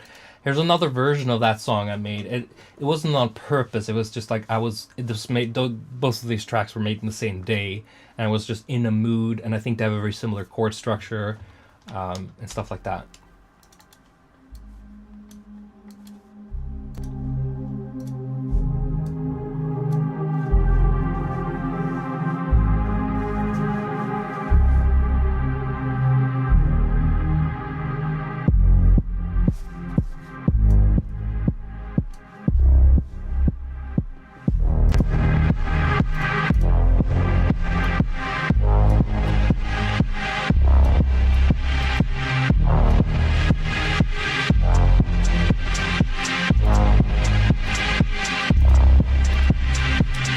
So Yan, whatever. What you're talking about is confidence, and that is something that you're gonna be battling on some level or another through your whole thing. What you have to do is find out where you can find your confidence, and or how to make the thing you're trying to do more fun for you. Because I think that's where it's at. If you want it to feel serious, like on a good path, and I've done so many paths to where I am today. Like I've done all of the paths, except for music school.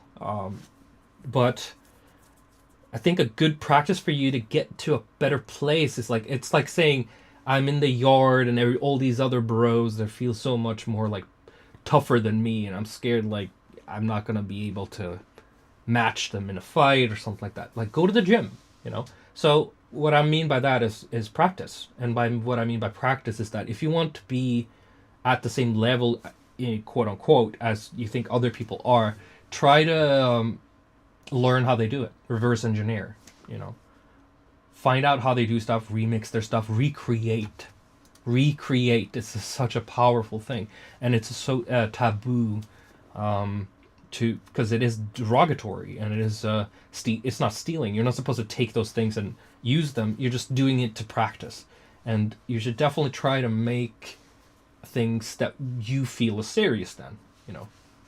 Any bet on Ryu Il Mystico, sorry. Any bet on where commercial EDM will go in the future? This is 90s, early 2000s techno vibe, can't last forever. So, like you said, it's going to go full circle, and you're going to get a redo of the 2011 to 2016 era of big room and bro step and this sort of stuff. The you know, the what we call it, like the third wave of EDM. First one being like late 80s, early 90s. The second one being early 2000s, late 90s, and then the third one being in late 2000s, early 2010s. And I think that's where it's going to go. Everything just repeats. It's very lack of imagination and moving forward.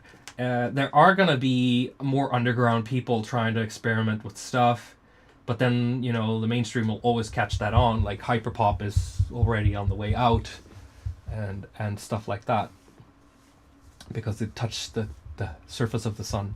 So now it's only downhill from there. And a lot of genres, when the big guys do it, that's when you know it's peaked, and it's going down. I don't know what they call it. Maybe it's called like the Madonna effect. As soon as Madonna used to like do something because she wanted to be hip, and she did something that the kids were doing, that shit just like poof, that's it, peak, immediately gone. It's not cool anymore. I don't know. Etc. A lot of comments.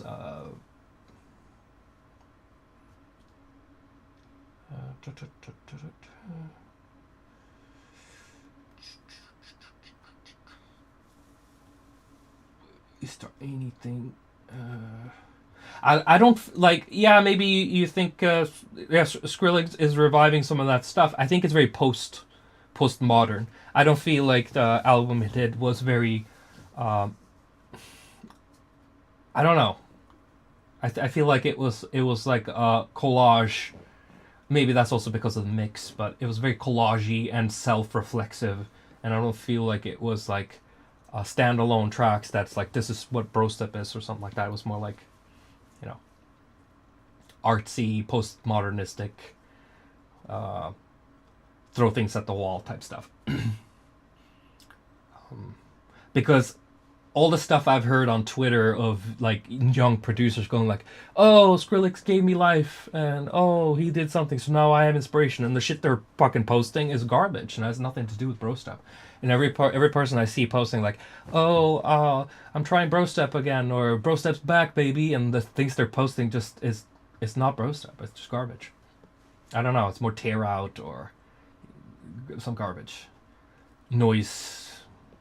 You gotta be good at stuff too. Can't just call it things.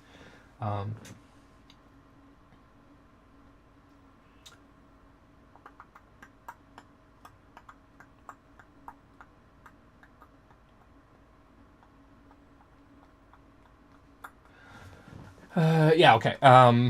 Where were I? Where was I? I was here on me baby.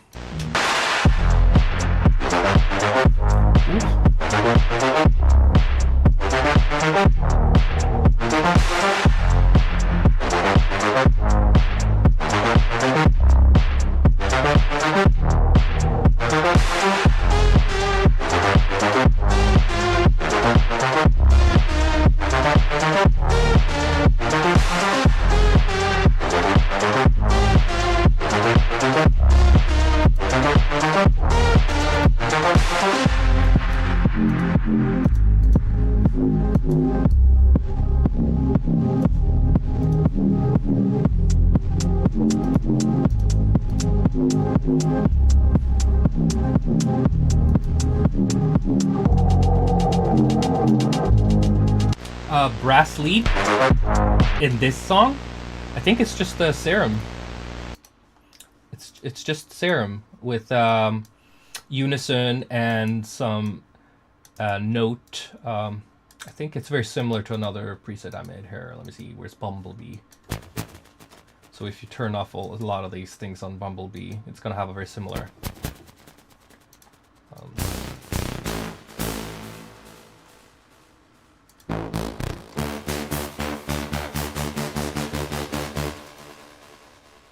Effects there that should be.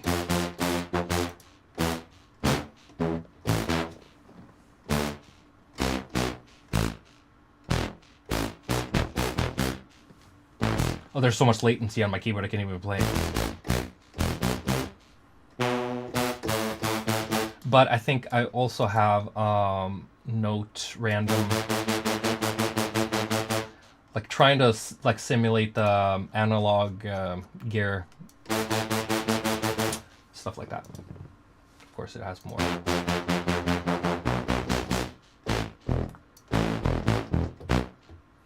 Do you prefer to make music your audience love or the music you love? I like to make the music I love. I hate making music that other people want for me that I don't like to make myself. It's poison for your soul. Poison. So when people are sad or angry, like, "Oh, this thing you did is so different, and why can't you just stick to your old stuff?" No, it's not good for anybody. It's gonna sound like shit, and I'm gonna hate it, and I don't give a shit what people want. Don't want to be mean about it, but it's toxic stuff.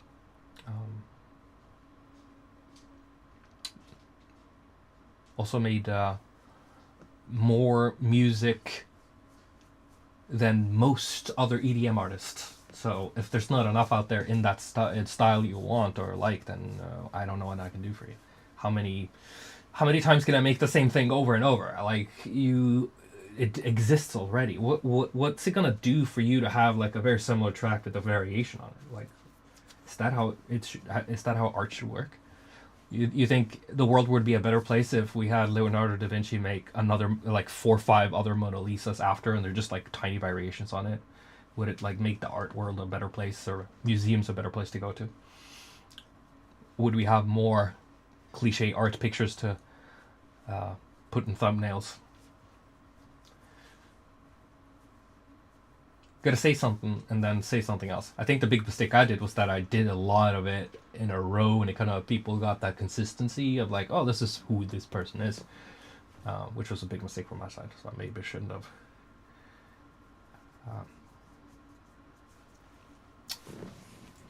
Hello. I love you too. Yeah. Anyway, wanted to listen to some more like alternative kind of like stuff that is not kind of like stuff that's going to come out. Oh, here is a lot of fun stuff, by the way.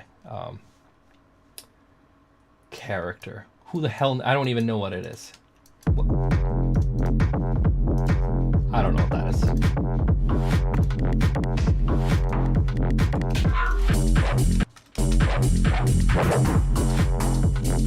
Oh, that's right. I made the whole track with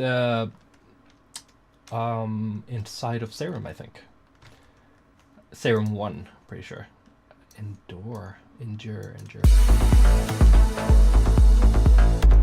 What is this? Okay, garage. Oh, now I get it. Visions. So this, I see. This isn't the folder I was looking for. Actually, it is here, and here, and here. I think. Yeah. Now we're talking. That's the folder I thought it was in.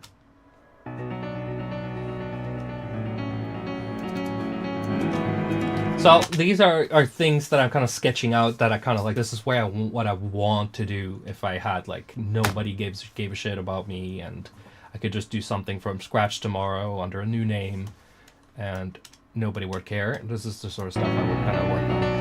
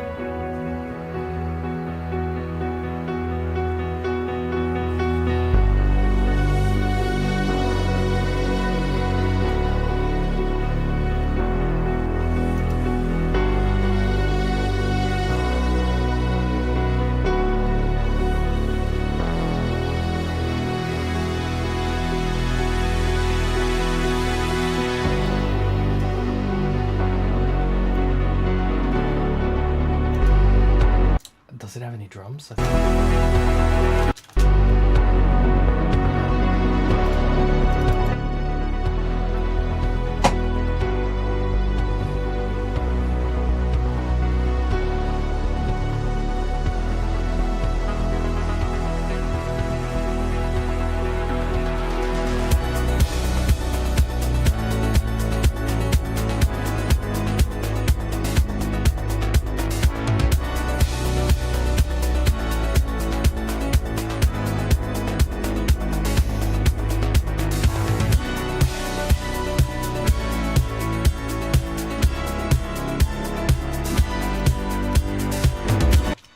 Oh, that was the same track. I'm so sorry. Destiny.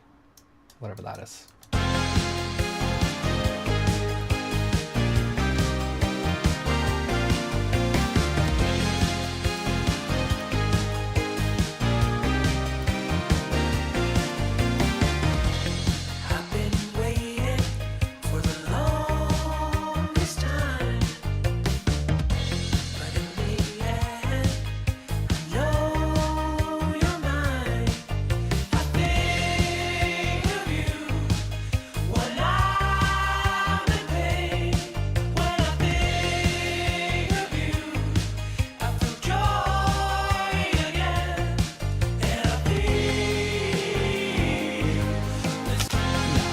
It's almost like a little Venture in Hollywood-y stuff. Oh, I think this is pretty cheesy. Oh, is this me trying to do Kaigo or something like that?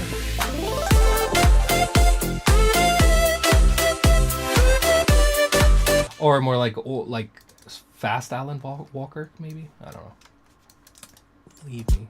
Don't leave me here alone. Don't leave me here alone. Don't leave me here alone. Don't leave me here alone. Don't leave me here alone. Don't leave me here alone. Don't leave me here alone. Don't leave me here alone. Don't leave me here alone. Don't leave me here alone. Don't leave me here alone. Don't leave me here alone. Don't leave me here alone. Don't leave me here alone. Don't leave me here alone. Don't leave me alone. I don't know how to act around these people. Safe with you. Yeah, so experimental stuff, but more vocal driven. Ooh! Yeah.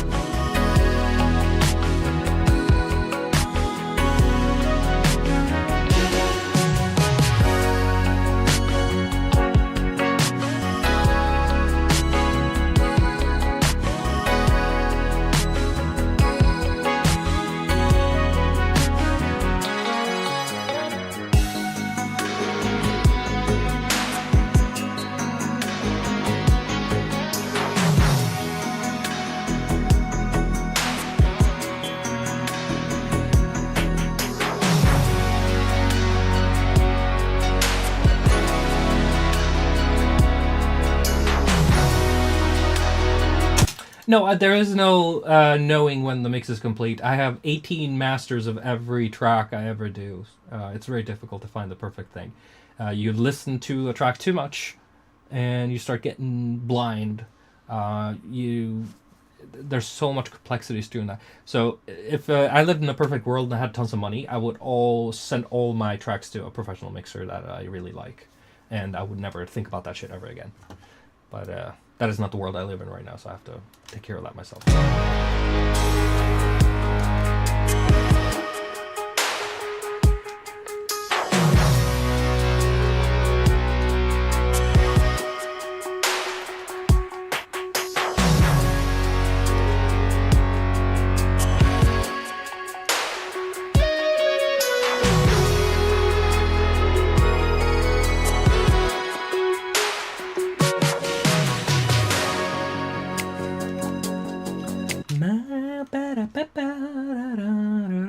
Yeah, Nintendo is also something I'm gonna wanna release at some point. I don't know what's the difference between this.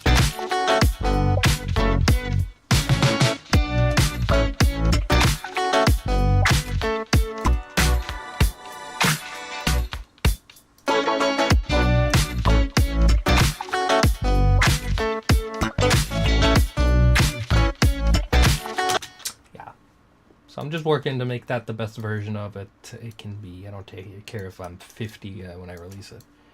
Scarecrow. Oh, yeah, I also had like a huge... oh, why is there not more tracks in here? I had a huge,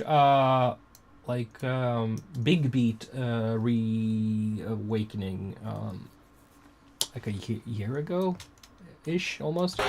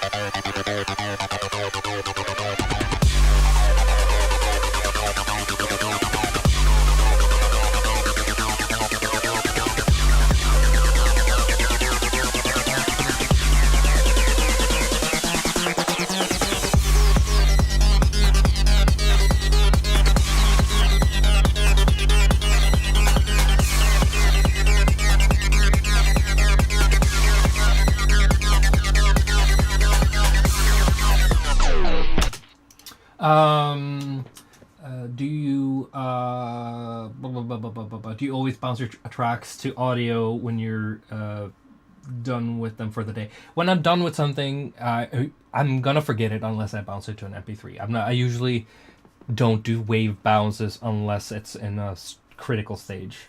I just do a quick MP3 dirty, so I have something for my Winamp playlist, so I can listen to 400 or 500 tracks and figure out which one is gonna be the one or whatever. So I need to have them, because if they're just project files,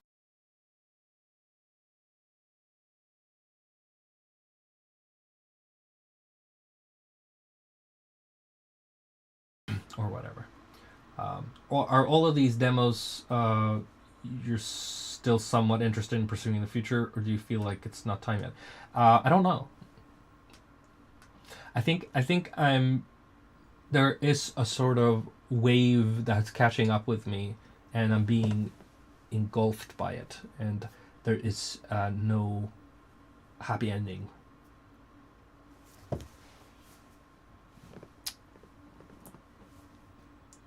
The microphone died. Oh, no, it should work. Mute. Oh, yeah. No, I don't know what happened. Who knows?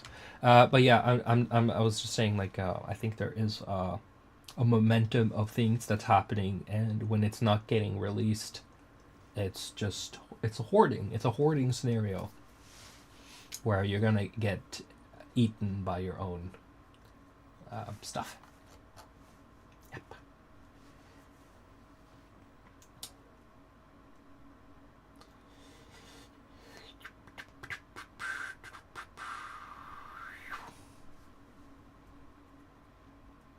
I made too much music. I'm not gonna don't have the time to finish any of it, so it's all gonna rot. And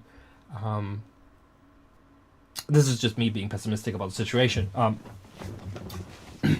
I have so much stuff I have to do, and I have so much stuff I want to do, and they're conflicting, and it's just the way it is. I don't have enough time in my life to finish all of these things. So I just have to, like, let them rot for 10 years or 5 years or 3 years and find them by happy accident and go like, oh, this is fun, I'm going to chop a sample out of it. That's basically the best you can hope for a lot of these things.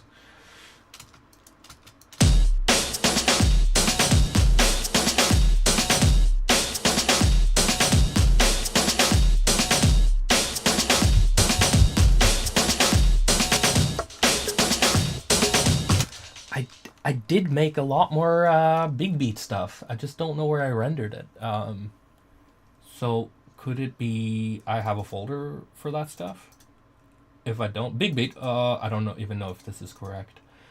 Cup of tea. That sounds like a terrible name for a song. But let's see if it's alive.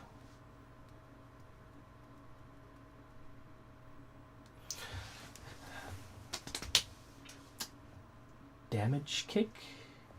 I don't use. Somebody asked me if I use damage anymore, and I really don't use damage a lot. Oh, this does not look good. This looks like. Yeah. Oh, or is it good? I don't know. Maybe it is good.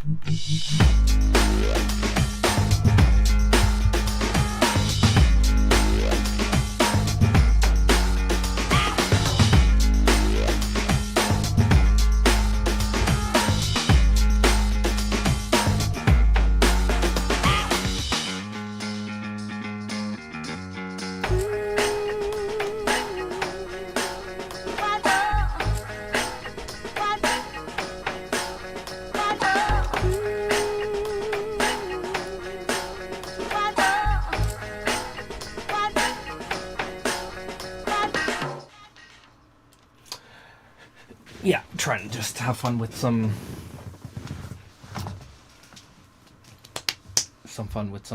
big beat stuff.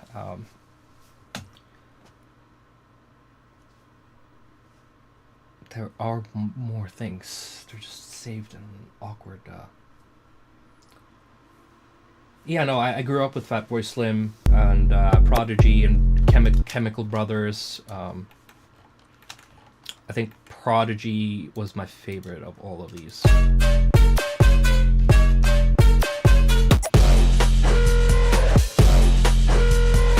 Okay.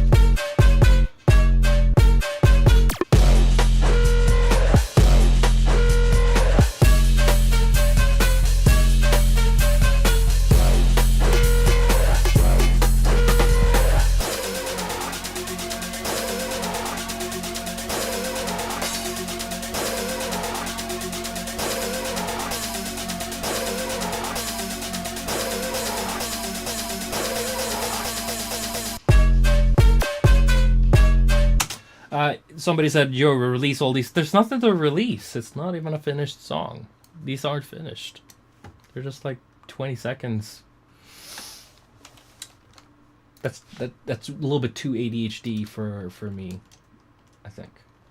Oh, that's a big gap. Oh no, it isn't. That's a 2 days, 3 days before. Okay, let's see what that's all about.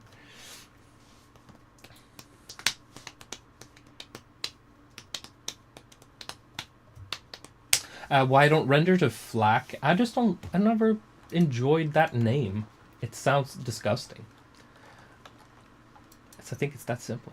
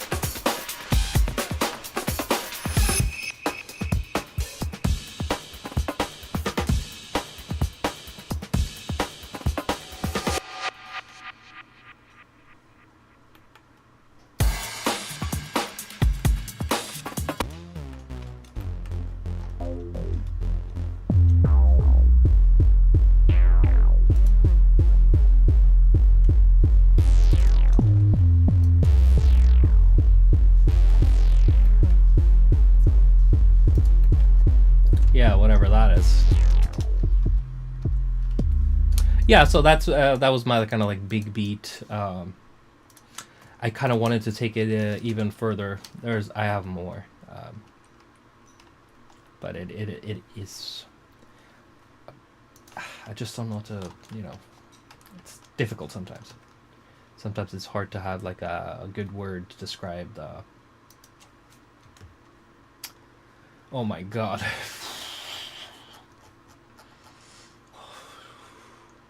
It gets sweaty. I would definitely think. Oh, there's an FL Studio file that's like 100 megabytes called "Fuck This." I definitely think I might be a good candidate for going to a psychologist. Because I think there's a huge mix of trauma and PTSD from making music and being an artist and all these things that are very difficult, apparently. So, I think there's something I would definitely could use. So yeah, let's just try to get away from the EDM stuff for 2 seconds, and I made some other stuff the other day. I think it was maybe yesterday or something like that. This is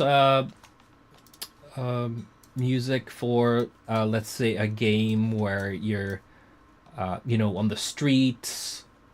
It's like 40 years ago, and it's like New York, and when those guys come out in the movies from the alleys with the fucking spring knife, and it's got "Give me all you got," that kind of thing, and it's like do do do do do do.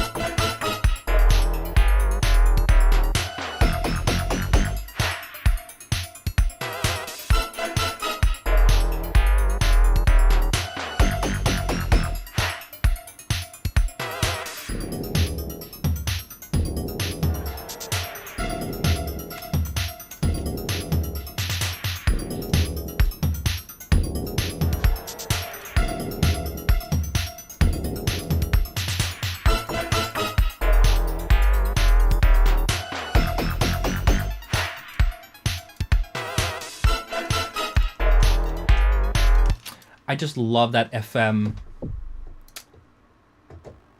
Where is it? Can I get it, please? There it is. Yeah, this like FM Yamaha FM thing, late 80s. The first thing I hear when I hear that, think about is like DOS games from my early childhood.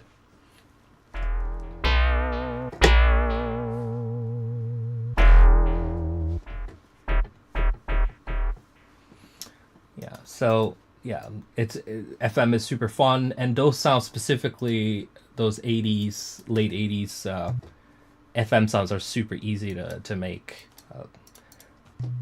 This might as well be Yamaha DX7 because it's very similar in, like, you can take presets from Yamaha DX7 and convert them into Citrus, for instance. So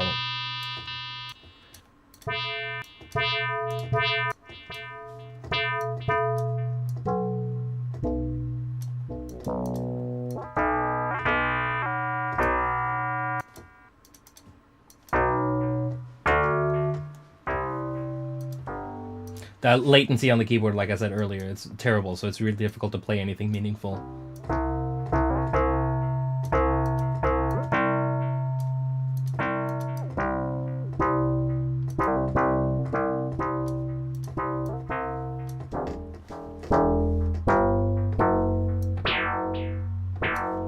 But there you go. That's sort of sound right there.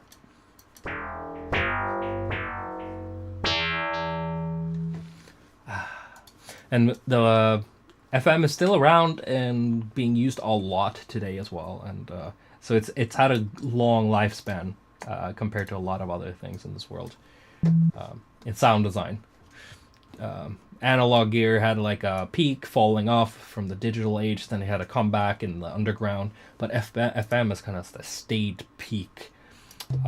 And the stuff people are using it mostly for is the simple stuff, basically, and even simpler than what I just showed you, which is more like the house, the dunk bass, which is such a simple ingredient where you just like octave the fuck out of a second operator and just run it through the first one. And then you have a super simple house bass. That's the meat and potatoes of house music. And just up the octaves a little bit, and then you get more of that same sound.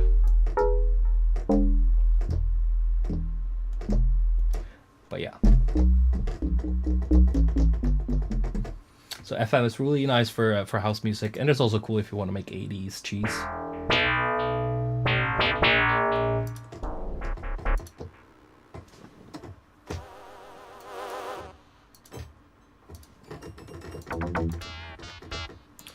Yeah, but let me see, MIDI. Also, oh yeah, that's right. FL Studio 64 can't run sound font files. What a shame. I think I started on like this Law and Order type thing. Not Law and Order, but what is it? Not this one. That's the wrong one. Level, is it? Law and Order. Dumbass. Okay. Let's see. There's like so many. I've recorded so many guitars and synths and stuff. I just haven't arranged it yet. So there's a lot of stuff that it doesn't work.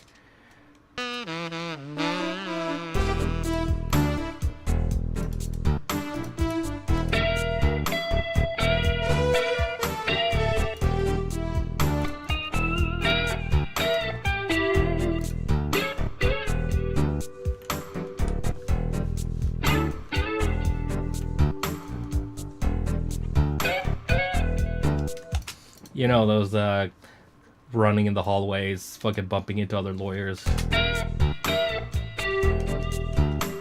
It could also be a little bit like cheesy cop show, where they're basically just like doing stakeout.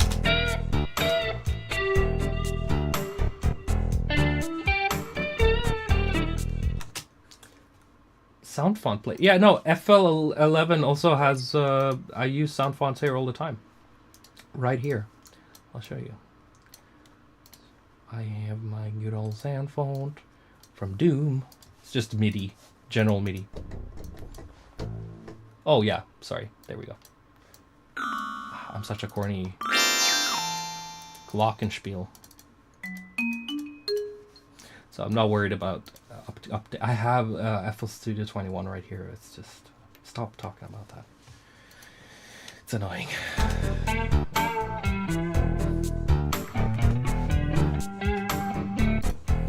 So I don't know. It's this kind of corny 80s synthetic blues music.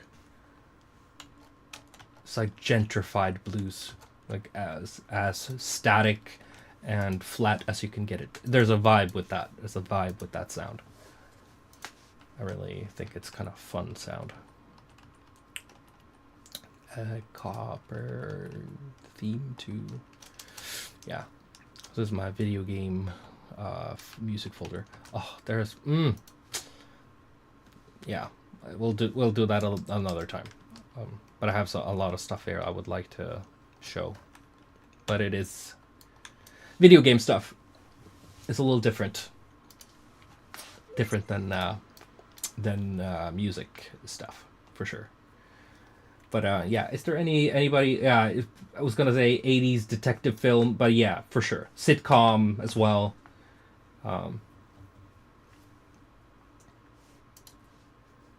Just want to ask, what advice could you give someone that has too many choices paralysis? This is, I also have this, but you just got to. I guess that's easy to say. Just do it. Just do it. Just make a choice. I definitely think that making music is a lot about being good at making choices, and if you don't know how to do that, you're gonna get stuck. And I do have problems with that, but on more of a macro level, like I have too many songs, and I don't know which one to release, how to release them. So my paralysis is a little bit more like in the macro sense, and the songs are in themselves kind of like almost done or whatever. But you got to get better at making choices. I don't know how to do that. Flip a coin. Have a vision when you start. Maybe I think when you experiment a lot and make a lot of like variations and render all of those, you're gonna get stuck with like, well, which one's the good one? Then you got to work with another person, like a buddy or co-producer. I think if you're gonna be like that. If not, try to have more of like a plan when you go in, and an idea or a sound you kind of want before you start making music. That also helps a lot with the whole decision stuff.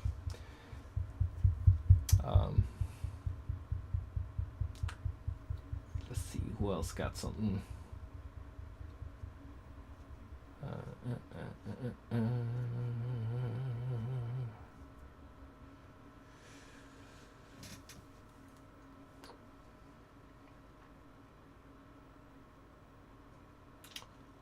Future music track from 2014. You're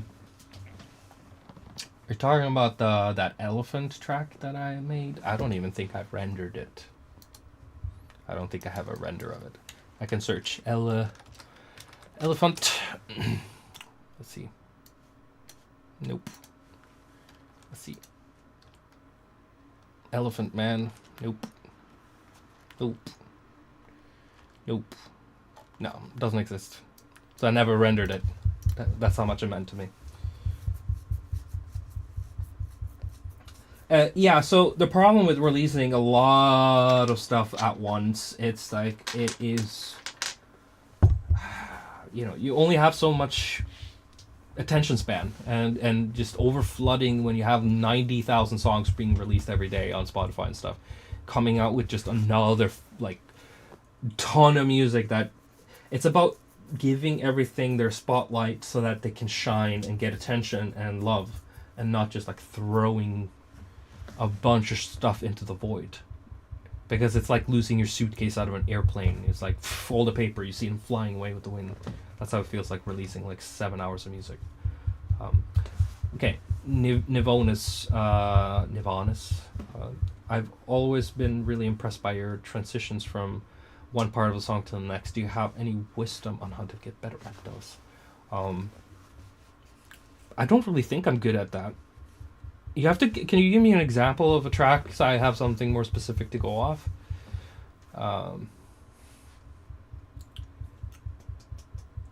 Nirvana's. Can you give me some sort of specific like track or whatever that has some transitions or whatever? Every track. Okay, well, it's not something I'm trying to do. I'm get bored of something and then I want to make another song, but I just stick within the same song. So it's basically because things are boring to me and I just want to make a new song. I don't know if the transitions are so good. I can't really. AI slop is already kind of. I think it was like 60 million music makers dabbled with AI music in 2024 or 25 or whatever. 60 million. It was crazy. Not 60 million producers, but 60 million instances of like being dabbled with. So there are also tons of corporate jazz bags that are prompting to use like AI slop over other slop because they can get it either for free or cheaper, and they would just want to sound alike instead of the actual thing. So art is dying for sure in that vein of things, and I was scared that if the market was going to flood with now everyone can release, so now everybody's going to put out music, even people who aren't very great, and it's just going to flood everything. That was my biggest fear like 10 years ago. So, but now those people are also scared because they're going to get eaten by the flood of AI music as well. Hopefully there's going to be like legislation and stuff like that that will give these AI slop machines a little copyright fair, so that we're not going to be going too fast into that tunnel of doom.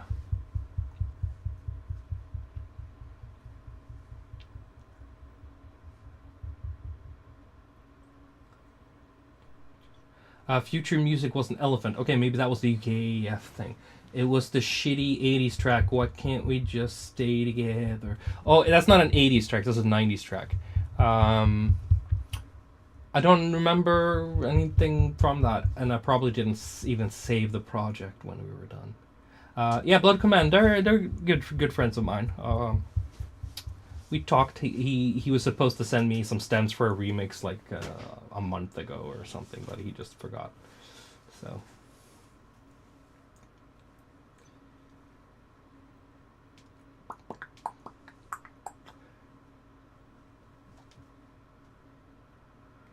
I don't know if I don't want to make, somebody says like Zion too politically blah blah blah. I don't think I want to make a sequel to anything, really. I think Alchemist 2 was I did it because it's, I don't know what the word would be, funny. It's not because I wanted to make it a thing. So I'm not going to make Oracle 2. I'm not going to make anything 2. That was it. Just Alchemist. It was an insider joke for me and my manager for a point, like making Alchemist 2. Want to check my demos? Not really. Not here. Part of the future music track made it onto a track that was released on an album. I can't remember which one. Protos? I don't know. I don't think it was. I don't remember. A lot of people remember more than I do. I can never delete something that I worked on for several hours. Oh, that's every day. It's every day, bro. Oh, I hope I don't get copyright struck for saying for that. I almost called him Sean Paul. I meant Jake Paul or whatever. Hope he doesn't sue me for saying that. Yeah, deleting stuff is a necessary evil when garbage is being made. Gotta throw it in the trash. The leftovers. You can't put everything in the fridge. It's gonna rot, mold up everything. I'm not a competent beatboxer. I am not. Like that's my bass sound. I don't know. I know how to make these sounds, and I could program them. Like I can make a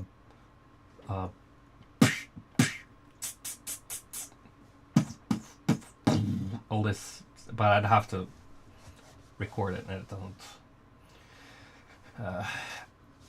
doesn't sound good. When Savant, okay, it's getting. Let's see. I'm just going through the comments here. Did you play classical piano back in the day?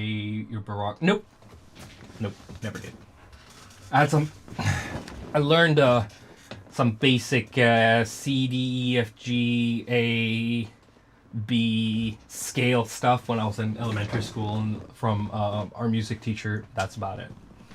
I applied for music school, but I didn't get in because my grades weren't good enough. So I went to media school instead and learned how to make advertisement and websites and posters and Photoshop and all these other garbage things instead. So I've never learned how to play classical anything. Although all of the classical stuff I do is just by ear. My interpretation of Savant, can you take a punch? Yes, I can take a punch. Straight in the face. I'll get up. This has happened before. Alchemist 2 was fire. Yes, I've tried to do a good job on it. I tried to do a good job on the Alchemist 2 thing. It was definitely fun to, because it was one of the most cherished old school Savant albums, and I just wanted to see if I could like update the sound for it. I've talked about this on so many streams. I don't really want to talk a lot more about it. Sorry for repeating myself, but do you miss making something like Starscream, Starcraft? No, I don't really miss that at all. If I don't have to make Electro House with vocals ever again, I'm super fine. How did you make Alchemist? Oh, put sounds together, push render. I put it on Bandcamp.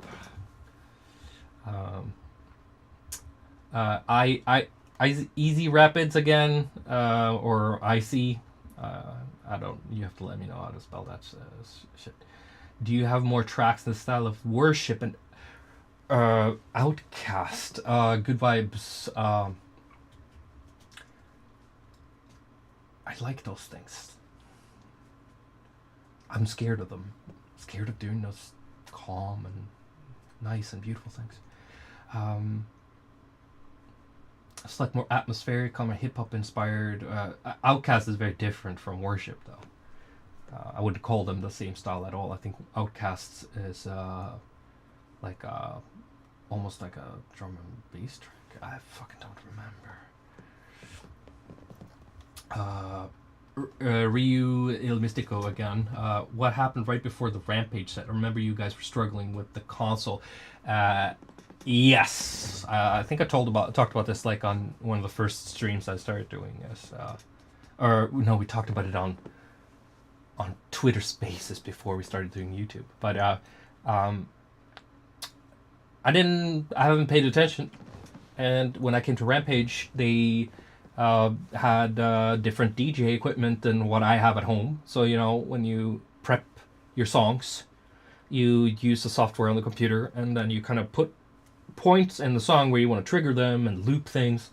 And I did that. I practiced at home. It sounded great. When I came there, plugged my USB stick into the thing at Rampage, it was the software they use and the hardware they use is so new that it didn't recognize the things I did and glitched it. So basically, every track that I tried to play looped the last 8 seconds of every track. So I had to kind of manually rewind every track to the start of the track to manually play them. So it was a lot of difficulty with that because it looked super fucked, and it's a miracle I got out of that alive. Okay, there's a lot of interesting commentary. Do you prefer burgers in the US or in Europe? I don't know. It can be good everywhere. It really depends on who's making them. I really do like Shake Shack as a cheese, like a junk burger.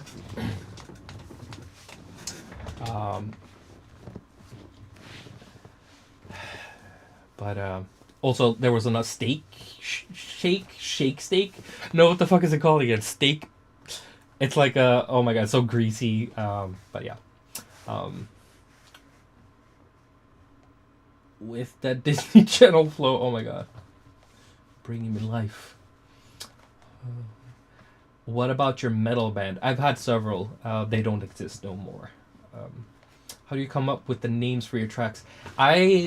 Etymology and linguistics and stuff like that is one of my like big hobbies. I love words and origins of words and dictionary shit, and very autistic type of hobby to have. I really like consume words and synonyms all the time, and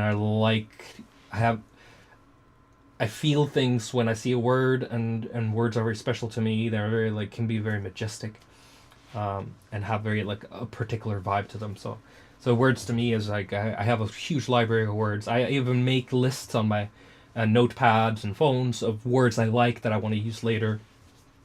So words are important.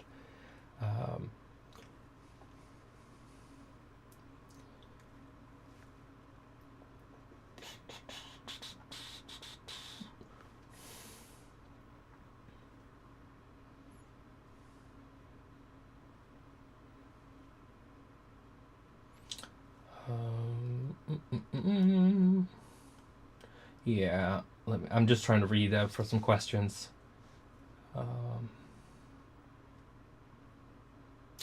I can do was yes, I recorded a bunch of stuff, but it's extremely edited and stuff like that. It's not like a live beatbox thing at all. That's all like snippets of sounds and chopped.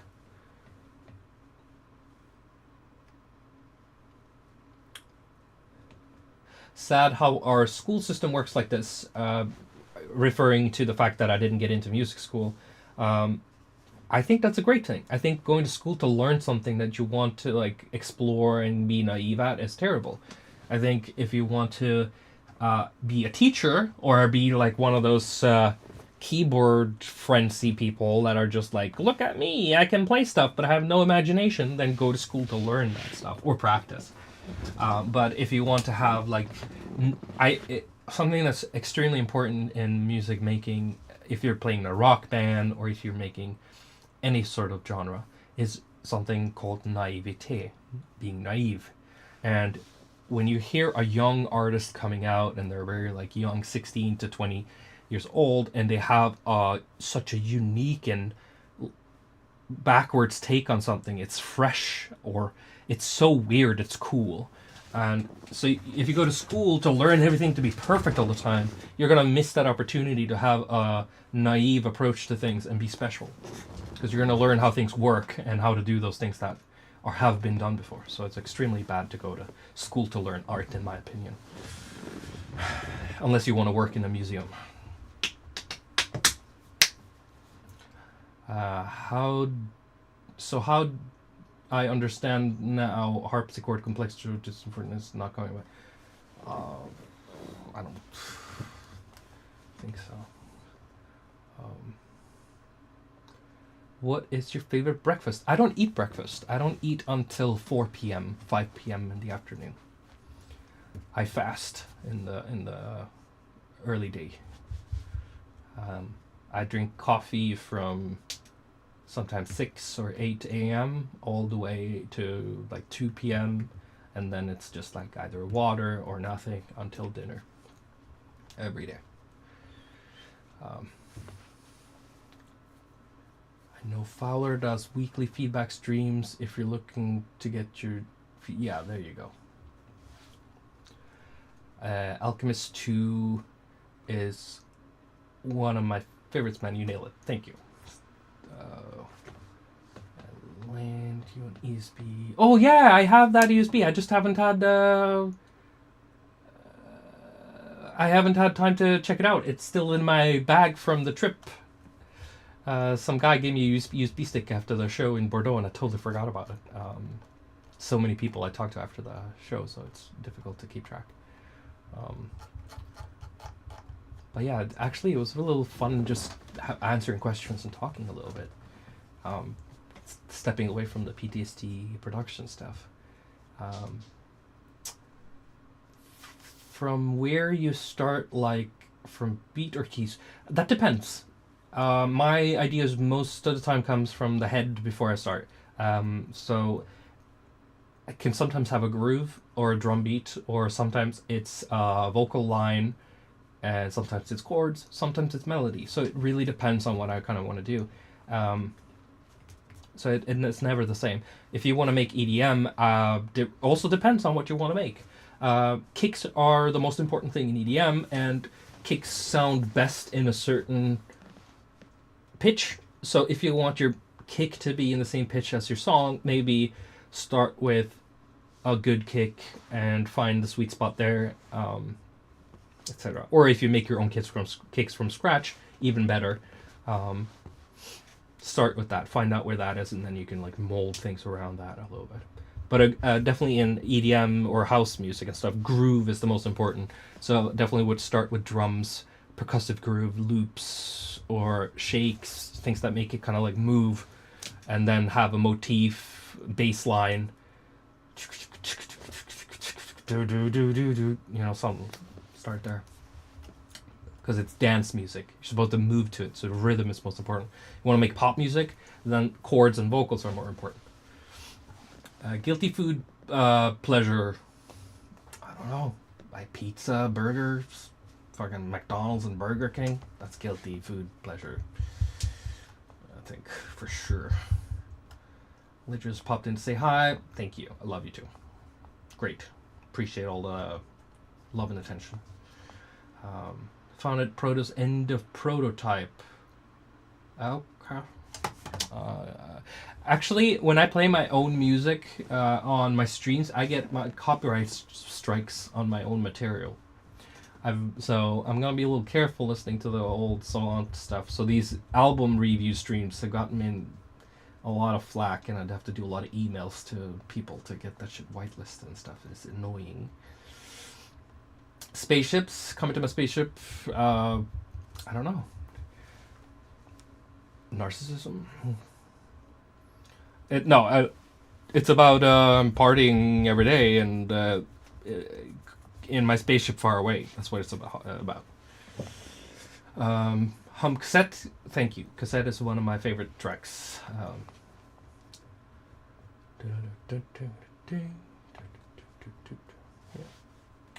Heart Cult collab. Cult collab? You mean the one I made with 150 people? Is that a sound? Because it's the opposite of a sound, I think, when you have 150 people throwing different samples at you. I have a fan video. I have fan videos. Cool. I think, have you contacted me before about this? The DJ Nightmare, yes. When your DJ equipment is something else than what you expect it to be, and you kind of don't know how to get from there, but you learn, trial by fire, you learn, you know. Do you plan on putting out some of your older stuff on streaming services at some point? Survival of the Fattest? No. None of that mixtape stuff is coming out on platforms. Those will be buried. It's not some. It's trials and errors, basically. I'm trying to figure out things, and they're not songs that I want to be affiliated with on a very big level. I appreciate that a small group of people like it, but I wouldn't want it to end up in my funeral or something like that.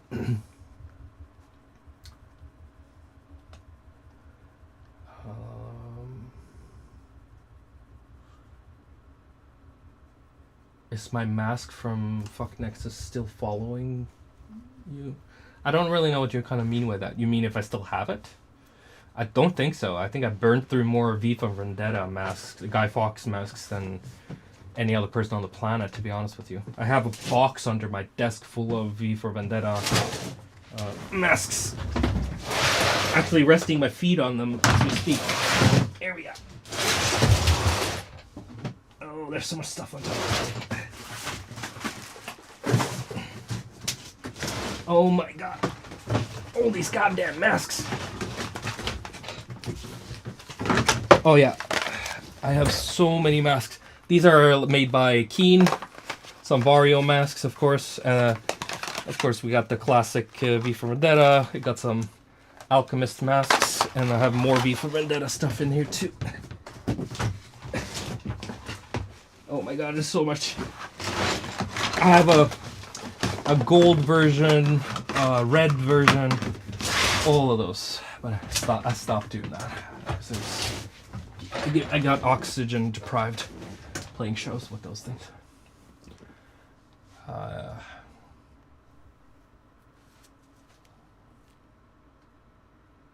How would you react if somebody made a music video using your older tracks? I would probably cringe.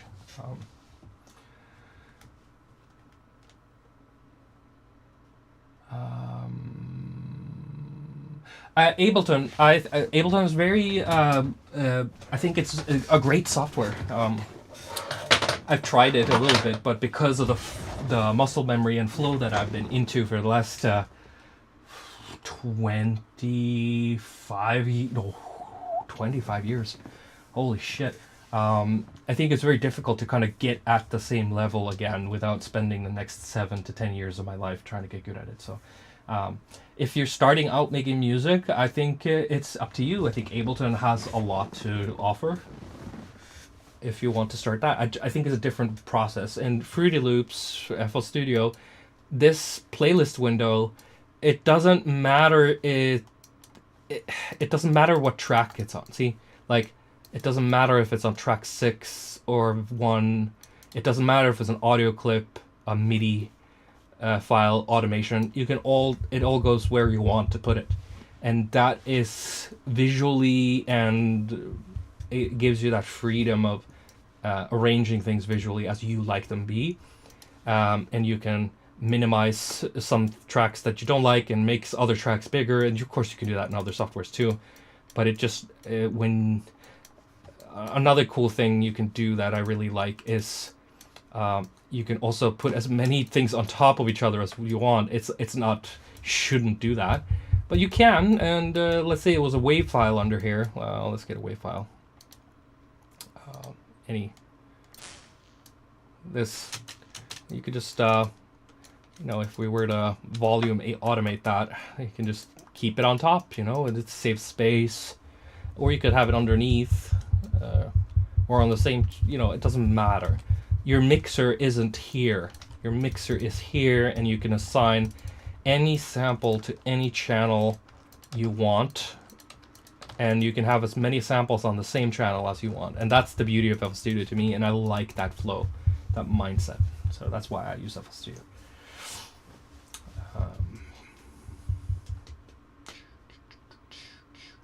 That song that you made a song with the Horizon Zero. Yes, Julie Elvin. She's a great singer. That was a super fun experience to do, and I want to make some more songs with her in the future. That was really one of the best kind of like collaborations with another vocalist that I've had. Where because she's worked in the soundtrack scene for so long, she's extremely professional. So there wasn't any of this things you would encounter if you worked with somebody who didn't have that experience.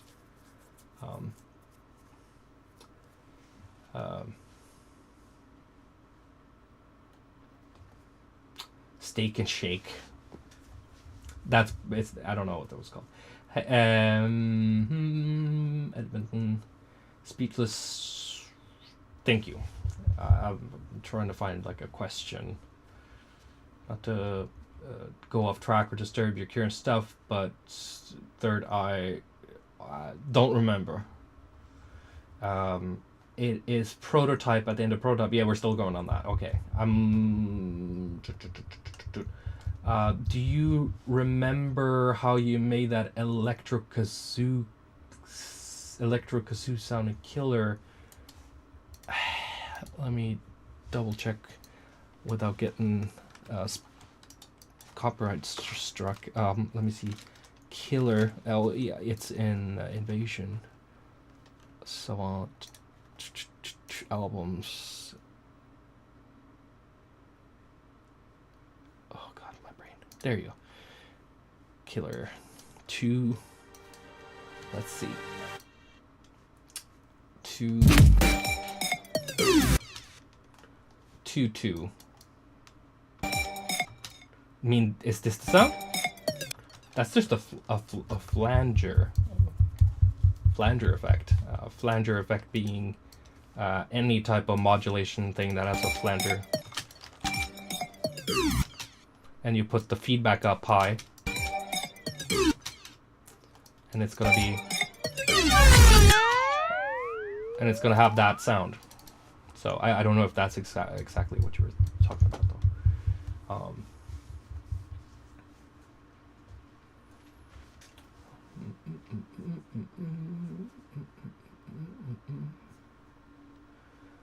Is Volcano a song where the name came first, or do you... No, I didn't have the name for the song. That's something because when you save files after you start making music, when you make music, you have to save the file as a project file, and then you have to give it a name. So I really think hard before I save it to try to find out what that song is called, so that it can have the same name as in the project as it has in the WAV or MP3 file. It sometimes happens that they don't have the same name, and that can create a problem later when I'm going back to try to work on it again, when I don't remember the name of the file. So, but yes, I did make that name after the song, not before it. Izzy. Oh, there you go, Izzy. There. Not my name. Okay. Did you know if Monte or whatever enjoyed your rendition of You remix? I don't remember. I do not remember at all. I forgot about that song completely until you mentioned it. How do you collab people using Ableton stems? Yeah, of course. I've never collaborated with anybody sending me a project file. I don't know what kind of world that is. Nobody in the professional scene is gonna send each other project files. You might sit in the same room together, and if you do that, you might send some preset or something. I think everybody I know that works in the higher ups in the music industry is sending stems. There's a lot of weirdos sending mix downs, which is not the same as stems. I hate mix downs. Mix downs is, when you put in fucking 1,000 drum loops, 1,000 different sounds, 45 different presets from Nexus and Serum and shit like that, and then they just render out all of the tracks separately. That's called a mix down files. And you don't want those. You want stems. You want things grouped together and professionally kind of like curated, so that these are the synths. These are the bass sounds. If it's really sticking out, maybe you want to separate some stuff. Have like 2 different synth passes. But I really hate when I get like a 50,000 stem or mixdown files of like one pop sound. Like, it's not important. Give me stems. And people call it stems, and that's what annoys me, because it's not stems.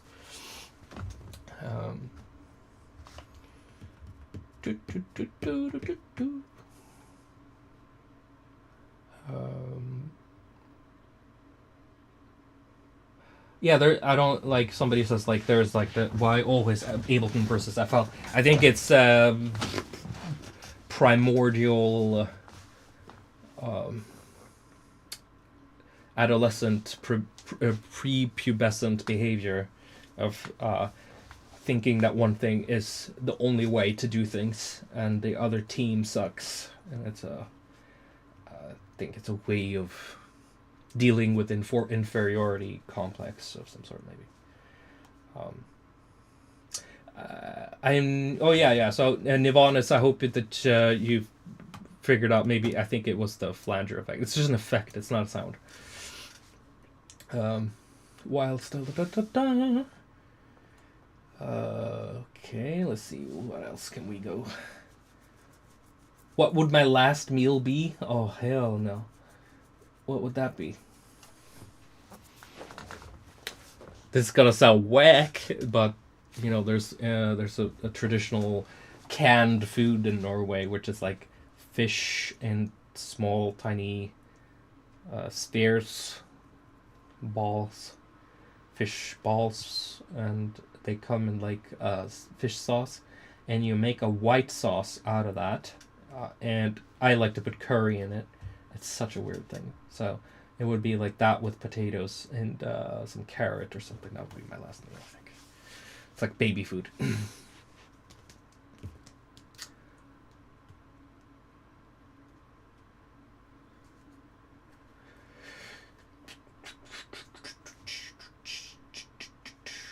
Bloodthirst. Yes, I could do a project rundown on Bloodthirst at some point. It's a very interesting, fun little track. It's not as complicated or interesting as you think it is. It's chopped sounds in order of appearance. So it's very sequential and straightforward. There's not a lot of juice there. So it's relying a lot on already made sound. So there's not a lot of like synths and sound design inside of the session. It's more arranging sounds that have already been made in other sessions and other times. Yeah, we're talking a lot about food here. I'm getting hungry.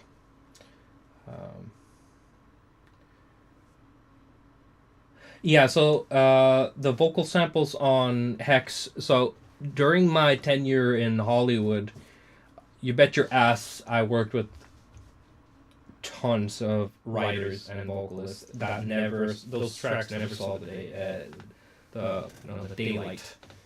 So I am sitting on a literal, I wouldn't call it a gold mine, but a coal mine maybe, of like hundreds of vocals from people I worked with. And if I find something when I'm producing and I'm chopping up stuff and I'm looking through stuff, and if I find something I want to use, I kind of reach out and ask if it's okay and kind of include them or pay them off or something like that. But yeah, that was the perks of living in LA for a long period of time, is that you kind of work with a bunch of people. And I have more tracks coming out with from that era. And some tracks are also just me with some plugins like Melodyne and Choir Boy and stuff like that, where I'm kind of like singing very high or singing very high, and then kind of putting on like formant filters and stuff like that, but not all the time. Let's see what else. Yeah, some of the tracks also have text to speech. But that's rare. Don't use it all the time, but sometimes I use some rare like text to speech stuff to make it like super corny on purpose. I have a track called Graveyard, which is basically like, it sounds like somebody having a PowerPoint presentation about wanting to rave to the grave. So, super silly.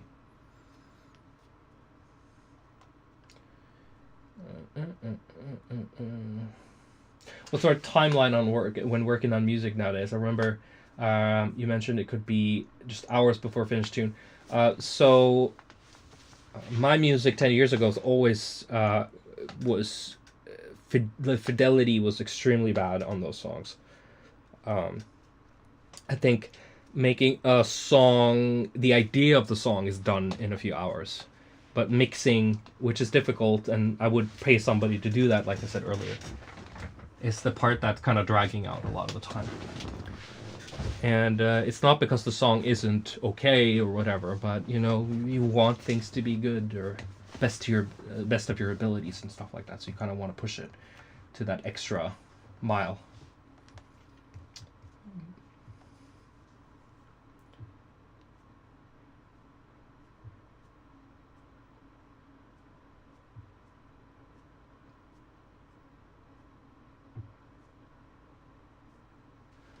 What am I singing on the bridge of Listen to Love? I think the lyrics should be on YouTube or whatever. So let me see. Savant, Listen to Love. Lyrics. Accept. It only brings me down. It only tears me up. It only makes it hurt. No, it's not supposed to be hurt. It only makes it worse. So they got it wrong here. I always lose my sleep. I know it's not for keeps. Okay, so that's wrong. It's just an evil curse. Yeah, so. I always lose my sleep. I know it's not for keeps.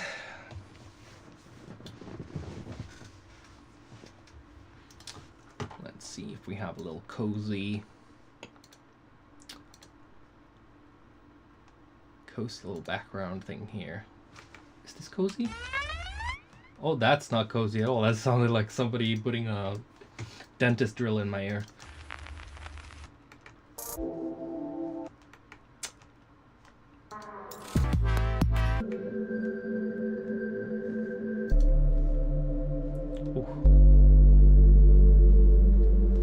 That's background music right there.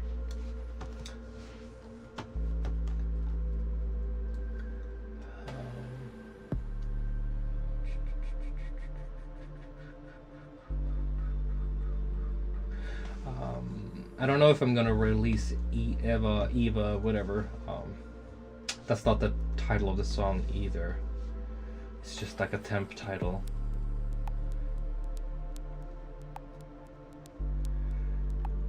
Yeah, I'm powering myself to get to Hex 3.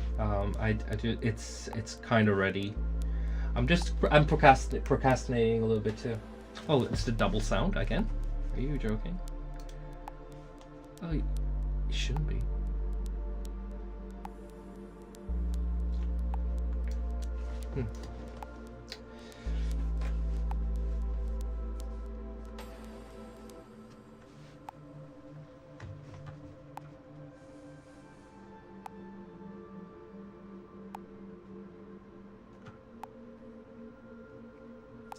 How much priority did you put in on releasing on palindromic dates? That was just coincidence. Really. I saw it coming and I'm doing that. I don't know if it was palindromic all the time, but it was definitely like most of the time it was more about trying to cross wire the US time style and then the European one, because in the US they like putting months first and then dates, and in Europe we like putting the dates, the day first and then the month. So I just try to find like 5-5. It works both places. I don't have to say 5th of January or 5th of June. It's just, that's what it is. It's pretty simple.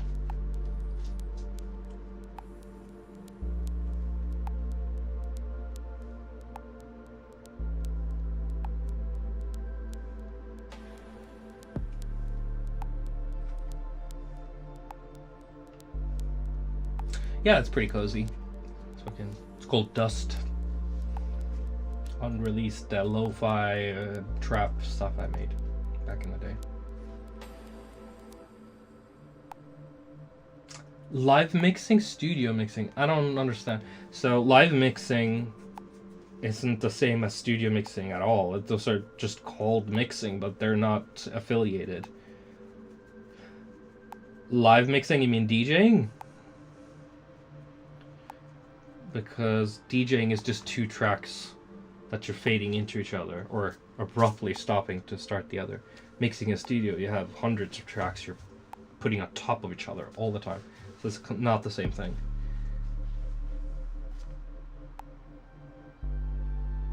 I did have ad blocker. It's just they all kind of like stopped working. So I just, they stopped working on the places I needed them the most. They stabbed me in the back. I have not heard Pivot by Helvetican.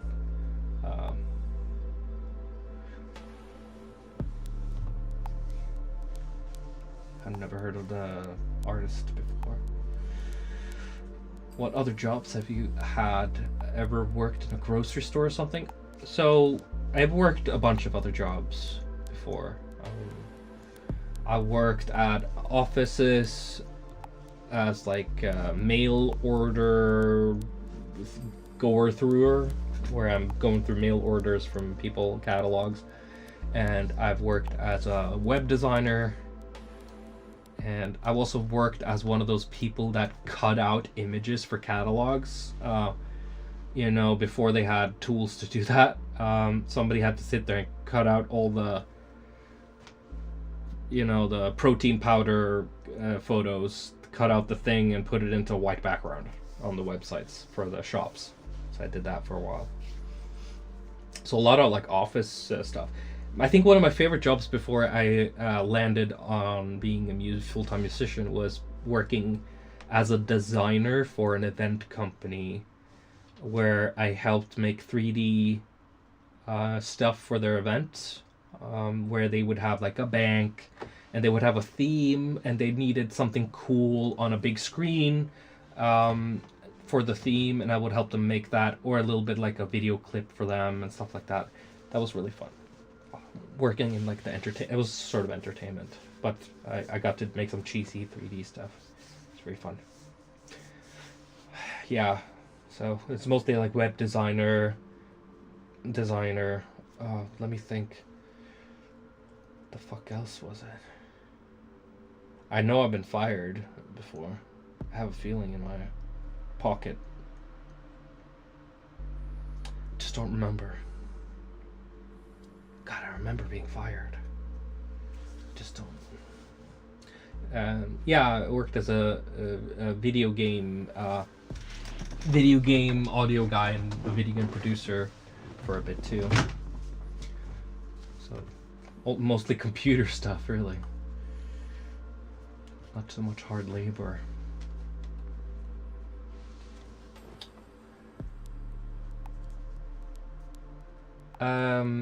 Jimmy, I've been having trouble finding the groove when it comes to basic kick and bass. Nothing sounds bassy anymore for me.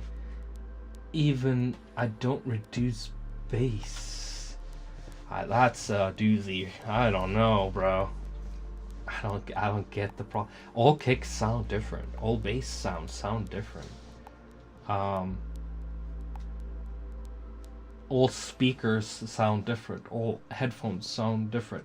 You're gonna have I'm not gonna hear the same things you are, no matter how much we're trying, because everything's different. So it's really, that's not a generic question I can answer really easily for you. But I could, maybe the kick, if your kick and bass is playing at the same time, maybe they're phasing each other out because they have some arguing opposite frequencies. I don't know, man. Sidechain more? I don't know how to solve that one. Had the same situation on my phone with ad blocker. Okay, blah blah blah. Yo, are you gonna make any more mixtapes like the zombie mixtape? Did I make a zombie mixtape? I don't even remember that. Have you heard about Alex Mukala, orchestral composer? No, I don't know. That's yeah. What's your favorite set of headphones for mixing or listening to music? I'm using Sennheiser something right now. Sennheiser HD 800S. And they're okay. But they are, they're flatter than my Genelecs, but they also, because of their flatness, it's harder for me to mix because I'm so used to the Genelecs. So I think I would need a pair of Yamaha like a flat pair of Yamahas, two as monitors. That would help to kind of even it out a little bit. But my Genelecs have such a good bass that I accidentally add more bass in my headphones sometimes without noticing. So mixing on my headphones, I wouldn't really advise to do that.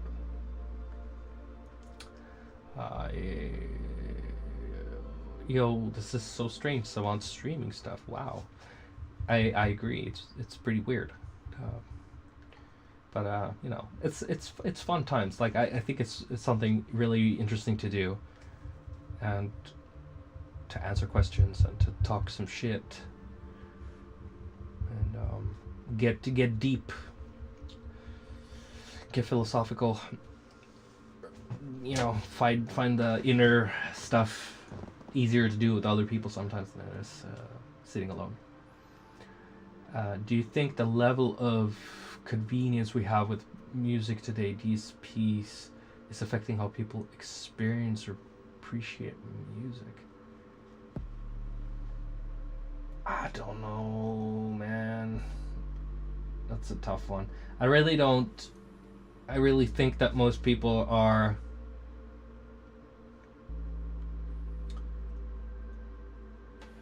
just listening on their phones and earpods and stuff like that. That's how they enjoy music. And a lot of people are on a playlist run, and people put equalizers on their own Spotify's, and you know, everything's all over the place. So it's really difficult.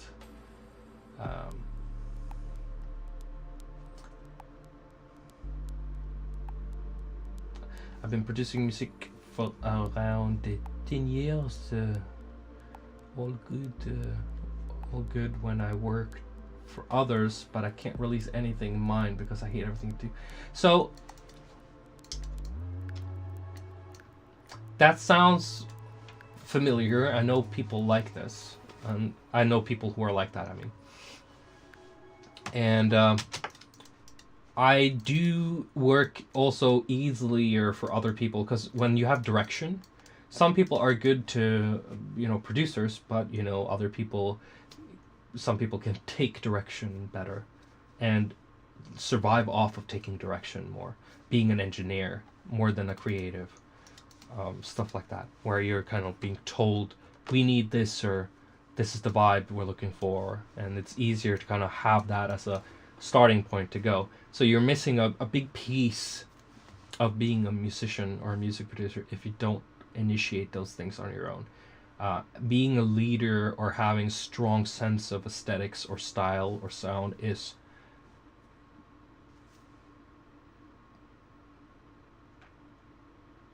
it's like the only thing you really need. Like, you can have that. The confidence is more important than the skill, to get things done. And a lot of music is out there that isn't very great, but it comes off as great because the people fronting it have the balls. So you just gotta grow some balls, man, grow some balls. But I do also struggle with the same things where it's like, I don't know if things are good enough, etc. And I think for me it's a slump. You know, I need to get into a groove again. I had a falling out with EDM in a really bad way, where it almost took my life, like the whole Savant thing. So give me a second. I'm just gonna see if I can fix this camera, or if it's gone. Yeah, I guess that was it. The battery is only that much. But yeah, so I think definitely need to work on your wants, your needs, your vision. That's where that is.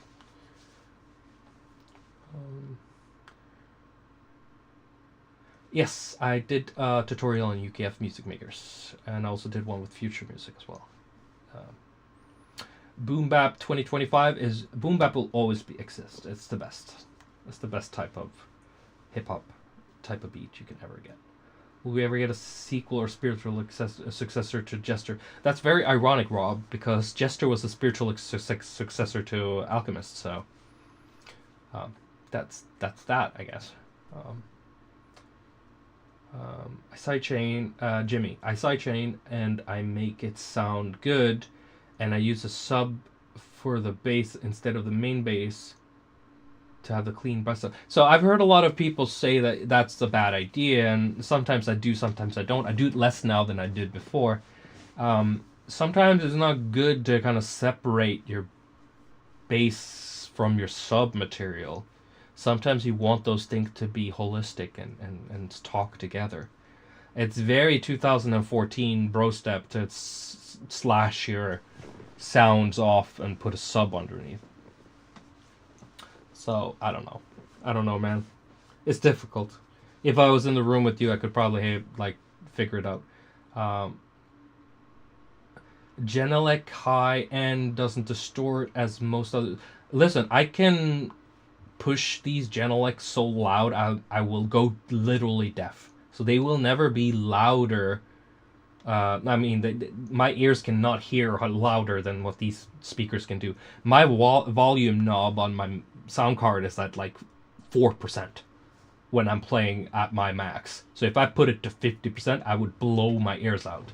So the Genelecs are amazing in volume. So yeah, I usually do a room calibration when I get a new room. I have a kind of sound treated room. I have a lot of pads around, and I have a big cloth behind me. It is a divisive subject about the room and the room size, and as long as I don't have any awkward bass reflections in the corners and slap back in the room, if it's dry and I don't get rumbling in the corners, I'm fine. I have bass traps behind my speakers, and I have a lot of cloth in the room, and my room is very small, so it's not the best, but it works. But I have neighbors, so I can't go crazy. I'm saving up for a house that I can. FL Studio 11. So I'm trying to save up for a house so that I can get my own studio going, like a real good studio.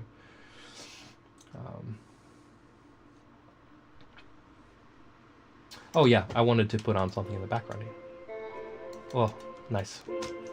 While we're talking, let's see. I'm never doing a face-off remaster ever. That shit's going in the garbage.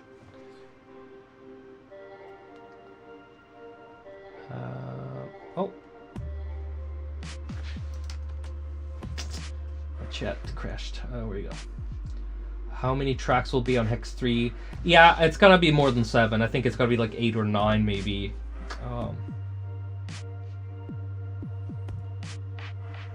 Yeah, I don't know. I discovered Ultra Kill soundtrack through all the names on YouTube, but before seeing the game myself, I thought Ultra Kill music was just average. Is it bad? I don't remember hearing the Ultra Kill soundtrack, so I don't really know. But most game music is pretty garbage, especially for indie games nowadays. It's pretty boring and garbage. It's a lot of mediocre, there's a lot of EDM artists that are super mediocre. A lot of young producers that do very bland, cookie cutters type stuff. And I think in the game scene, most game developers I've ever met or worked with, they don't really know a lot about music and don't really care. They don't really care if some of these people don't even know or care how the music should be in the game, and the musician has a carte blanche on how to put the music in. So if it's not a very critical area of audio and music. There's a lot of afterthought when it comes to music. No, the Jester remaster was just me just finding out that, oh my god, I was doing much drugs while working on this album, so somehow I didn't like bass all of a sudden, so I took out all the bass in all the tracks, and then I had to kind of put them back in. So that was drugs in LA. I just have a big Sylvania Bluetooth speaker. Oh yeah, that's fine. Listen, if you're a consumer and you're a listener and you're not making things, do whatever. Our job as engineers or producers is to make things kind of like rounded out so it will sound okay on a phone or on your iPods or iPears, iPlods, iClubes, iBlobs, whatever. All those fucking small devices and earplugs and shit.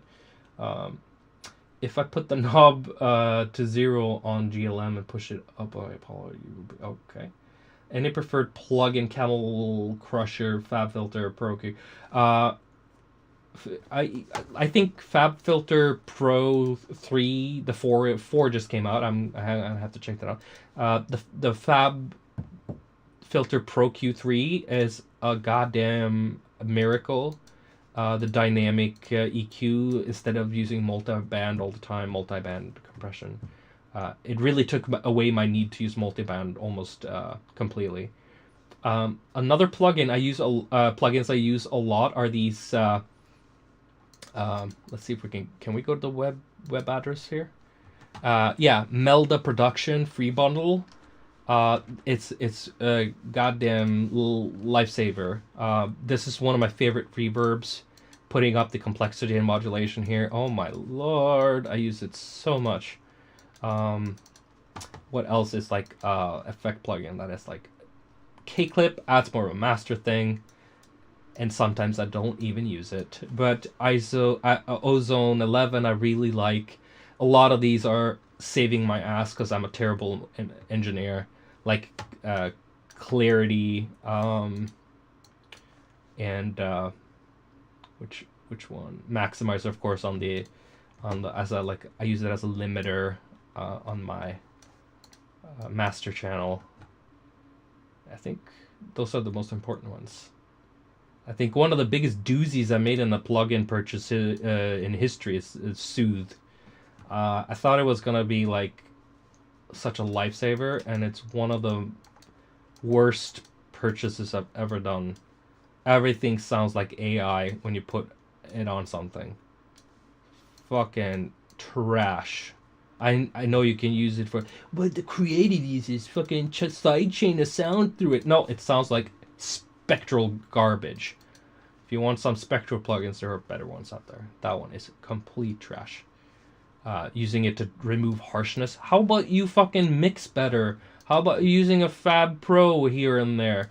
How about understanding the difference between mid and side information and slopes and figure out where that harshness comes from and take it that source.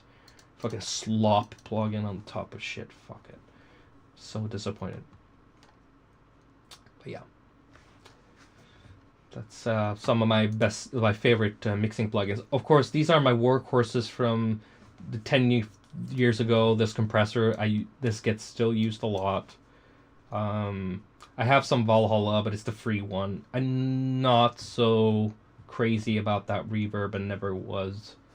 I like reverbs inside of Guitar Rig a lot. Guitar Rig 6 has a lot of nice modulation and this is an effect rack for me. Like I use it more for effects than I do for guitar stuff, to be honest. Delay stuff I use. Tape echo is amazing. I use this a lot for like more atmospheric stuff. This is alright. I guess like it's okay. But this is one of the best digital reverbs I know of. The only reason I'm not using it so much all the time is because I have to open up Guitar Rig to use it. They probably sell it as a standalone, but I haven't gotten there. But these, if I'm making more 80s stuff, I use these a lot. And Reflector is really good for like convolution. It has a lot of good convolution stuff. So yeah. Oh, this one got used a lot back in the day, bro. This fucking vintage verb. So yeah, a lot of good reverbs and stuff in Guitar Rig. So I really am happy with the reverb I have. When it comes to like soft synths and stuff, the stuff I'd be using the most is, of course, Serum is a workhorse. Trying to think.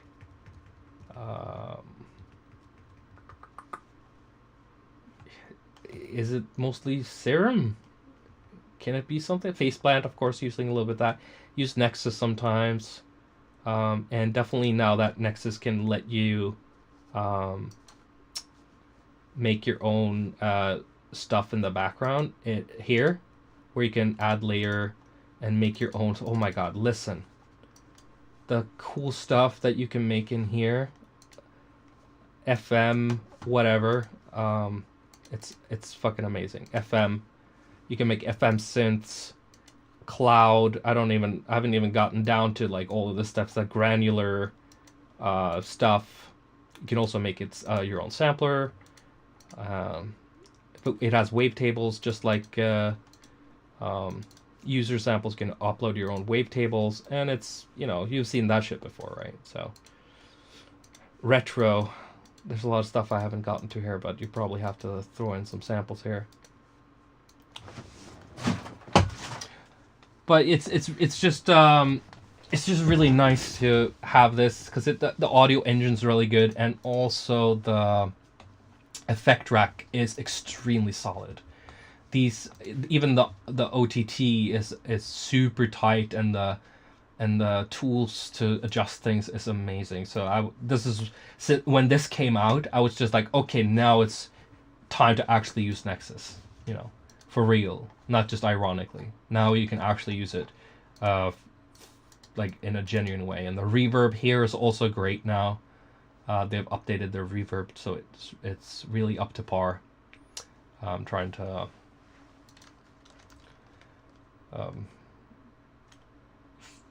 it's already on. I'm sorry. I'm just brain damaged. So yeah, they have some new algorithms here for the. They had Arts Acoustic. I guess that's convolution technically, or maybe, I don't know. I'm not that smart, so I'm not gonna sit here and judge. But they definitely have updated their stuff here. This is really good. So yeah, I enjoy that one. For EDM stuff, when it comes to more general MIDI stuff, I use UVI Station a lot. This one's good for piano sounds and general MIDI. This is not great orchestral sounds, but it's good to temp things with, like you would with a Casio keyboard, in a sense. What else do I use a lot? Yeah, I guess that's about it. I use, of course, Play for orchestral stuff. Opus and Play. I use some, Hans Zimmer strings from, what's they called again? Oh, God, I forgot their name. Burn Circle, Circle Burn, Ring of Fire, Spitfire. Yeah, that's what it's called. So yeah, those are my plugins to choose. Duber. No, yeah. Did you get inspired to make Zion by visiting some place, or is there any places around the world you might want to visit? I hate traveling, and I love to travel in the way like the memories from places are great, but traveling to me is extremely stressful. So going to fucking Egypt or whatever, or all these places, that would fucking kill me. So I'm not big on traveling unless it's like a really like planned big vacation that's like, okay, we're good. But I don't get inspired by places in the same way. And this is gonna sound super weird and cynical to a lot of people, but this is just how my brain works. If I saw a place in a movie and I went to the same place, I don't feel better about being there. It doesn't give me more. I remember when I went to LA or New York or Paris or London or Moscow or any place, like these places were more magical on film than they were in real life, and it was a bit, maybe because I'm such a movie guy and stuff like that, there's things that are so romanticized and stuff that you get a really kind of like drafted, watered down version of those fantasies when you actually visit the place. Soundgoodizer is king. Maximizer, Soundgoodizer, every channel, go for it. Um,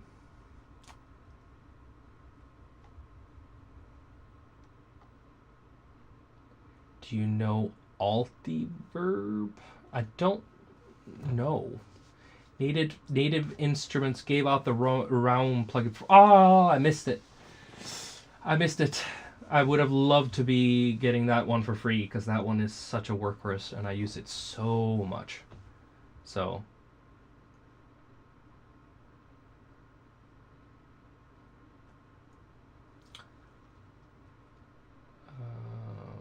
Did Gino Twistex Quintalis help on making Alchemist 2? So I mostly just used samples and old recordings and stuff like that when I was using other people's stuff. Very rarely. I think on Alchemist 2, both Svanner and Gino, Eric, kind of like I reached out to them to record specifically for that project. So that was a little bit more. Shouldn't be any double sound. I'm sorry. I don't know why that's happening. But yeah, so definitely on Alchemist 2, I got some more like direct thing with them. Shouldn't be doubled. I haven't clicked on anything. But there's only one microphone channel running right now.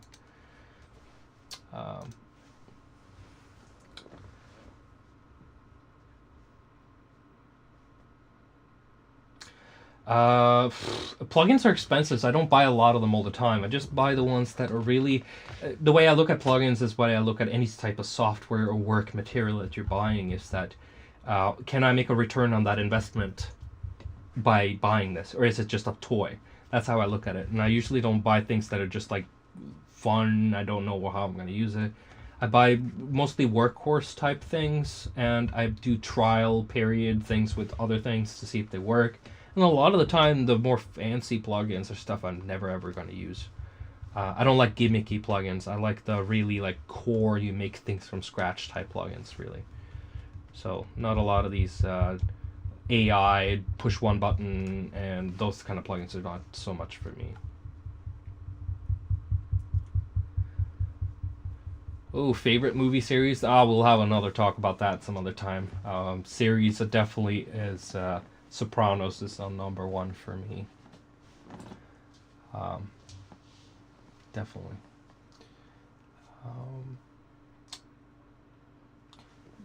Do you would like that your child is going to be an artist or musician too? My kid is very musical and she loves singing and making sounds and drumming and stuff like that. So she has a good ear for that stuff. So if she does, I'm gonna be very supportive. I'm not gonna push anything though. I want her to find her own kind of way in life. So. Oh, okay. So, yeah, but I'm sitting a little bit further away from the microphone and stuff like that. So, I have considered doing DJ sets like for streams, but not in VR. I haven't really thought about like playing in front of a bunch of 3D characters. Yeah, Sopranos is hands down the most cinematic TV show, best writing and acting in a show I think I've ever seen. You can also say Breaking Bad is also a great TV show, but it does have really terrible characters and annoying acting from specific people, and the writing is also wobbly, and the main character is lovable, hateable, in the way that Tony Soprano is always the same person, and you are the one who's growing to like him more or hate him more. It's not the character doing these weird, wacky choices and making you kind of find him annoying. It's the character itself. It's always the same as Sopranos. You as a person he grows on you. instead of manipulating your feelings. So that's why Breaking Bad is a little different. Even though Breaking Bad is amazing too.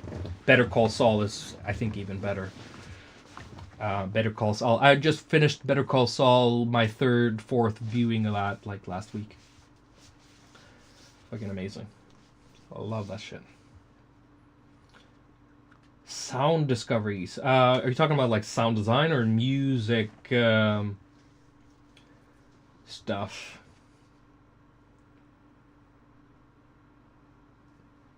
Severance, yeah. It's been a lot of weird since Netflix came on the scene. I think TV has just been garbage, to be honest. Better Call Saul is one of the last good TV shows, but maybe it's also because of the material. I like things very crime, but not in, not regular kind of like Law and Order type shit or true crime or Dexter. I don't like that shit. I like very like visionary, dark stuff. But yeah, I watch a lot of X-Files too, Star Trek, those kinds of things. Star Trek, The Next Generation. That's my favorite. Watch that endlessly.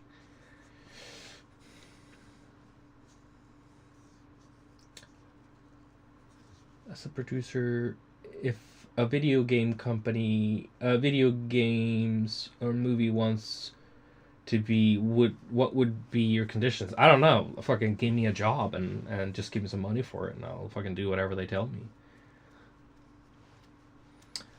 I love working for other people. I love getting directions. I love composing and video games, all that stuff, and working with a director that has a very like clear vision and a unique kind of, or they don't even have to understand the craft of making music as long as they kind of have a vibe they want, and I'm super happy with that. So I'm working on some video games now where I'm working with very like talented people who know what they want, and we agree on the sounds, and it's very fun. Working on a game called Deep State right now, where I get to make a very like late 90s video game sound for action games like GoldenEye or Deus Ex or those types of sounds. It's very fun.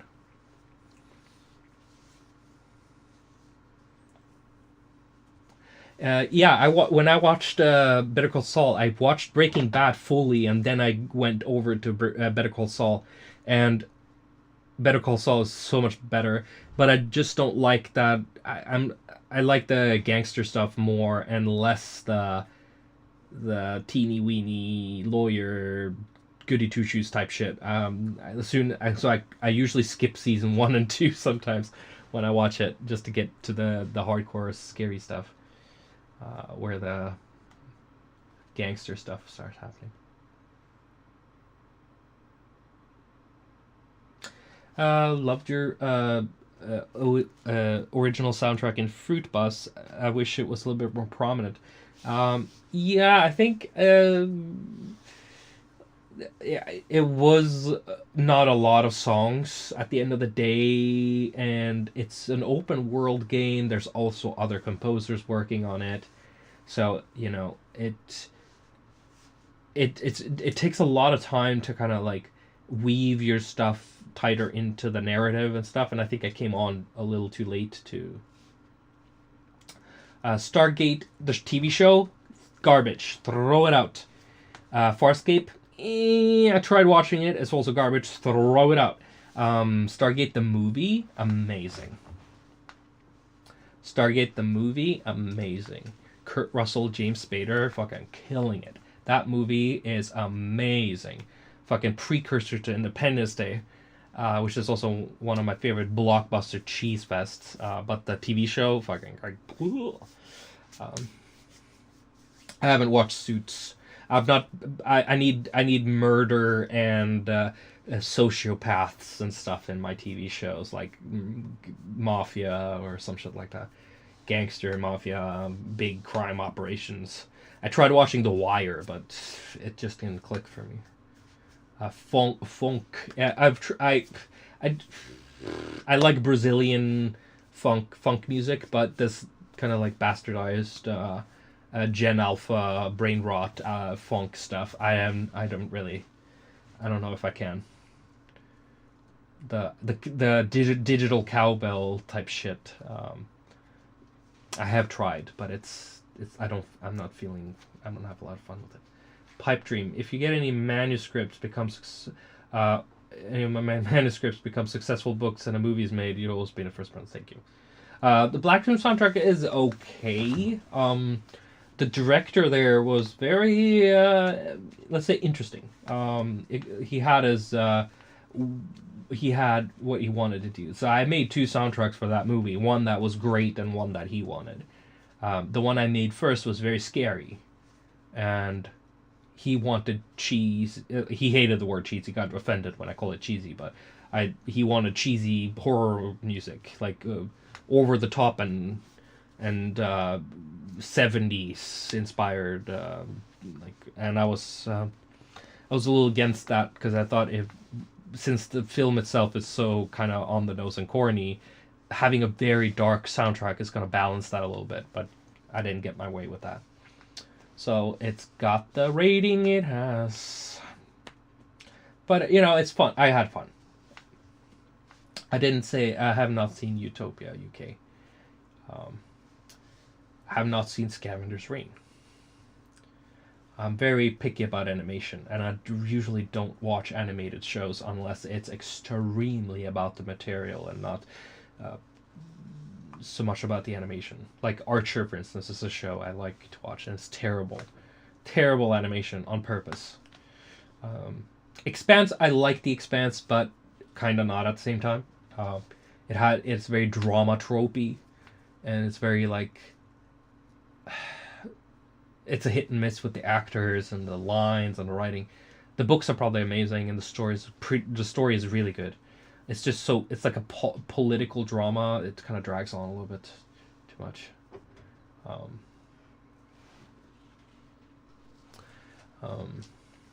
Cow and Chicken is amazing. That's one of the best shows ever. Independence Day is wild.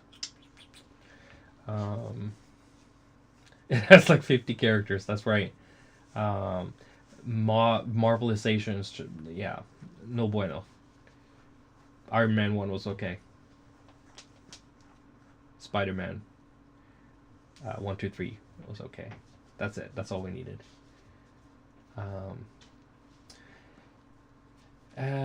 Gaming or YouTube entertainment YouTubers that you have that you've watched that you favorited before. Yeah, there's probably a few.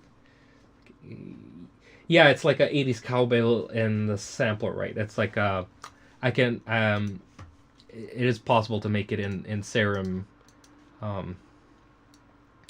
Let's just go. I think I've already made it. User. Is there a search function here? Can I search? I don't know if I can. Cowbell. User. Cowbell. Okay. Let's turn on the sound. Cable. Yeah, there you go.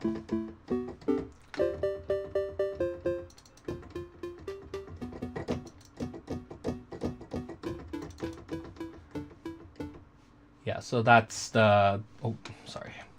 That's the...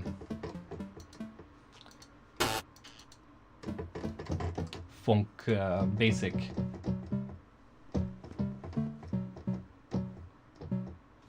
Like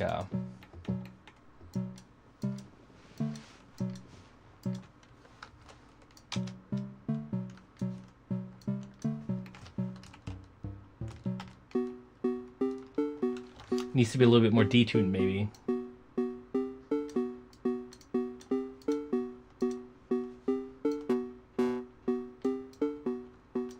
And then you run it through Le Funk.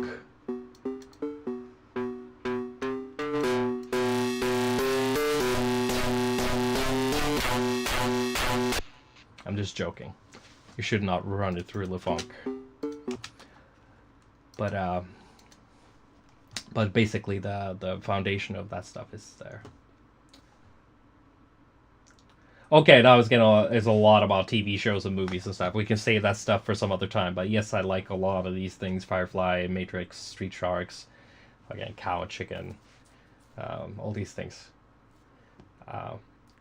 Yeah. How about next time we make like a brain rot funk track, like just go nuts with the brain rot. Let's just. It's cheap and don't put MacGyver where he does belong. Okay, just don't make cheap garbage sci-fi. The movie is enough. That's it. You don't need more of that. We're gonna go over Overworld and the other things. I just needed a break from those album reviews because that got me super depressed for some reason. But yes, we are going to do a funk speedrun next week. That is what's happening. And we'll figure out which type of funk we're gonna do, but we're definitely gonna do some fun funk stuff there. And then we can continue our conversation about TV shows. Oh, listen, I've been listening to Metallica here for sure. Been on a Metallica binge.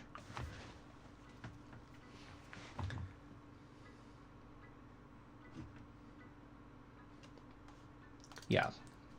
Let's end the stream with these fucking never ever to be seen or heard again Savant RPG songs.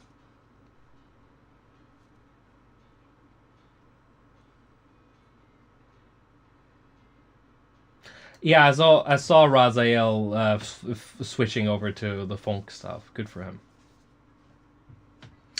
Big Room speedrun is dude, that's not brain rot. That's like classical music at this point. Big Room is the king of all electronic music.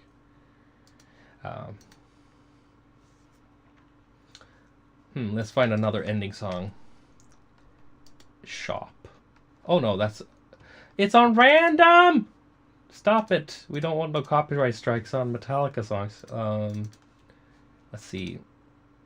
Oh, that is a bad ending song. We're ending with this. Let's see. There we go.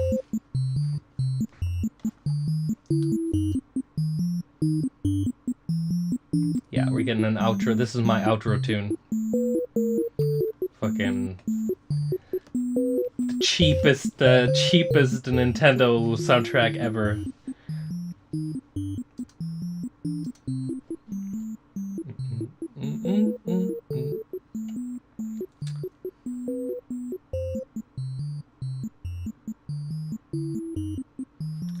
Oh my god, that's brain rot. My brain is rotting. That's an outdoor track. Okay. I'll see you guys next week. Bye.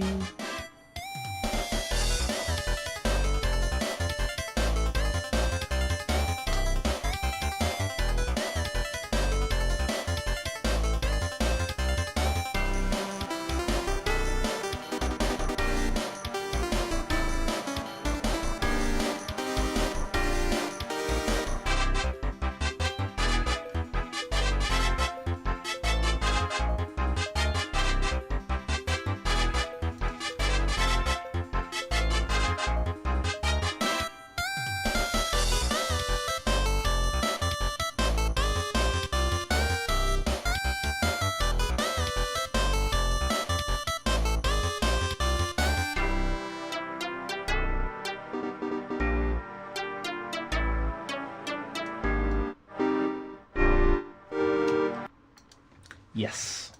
Cool. All right. Take care, guys. We'll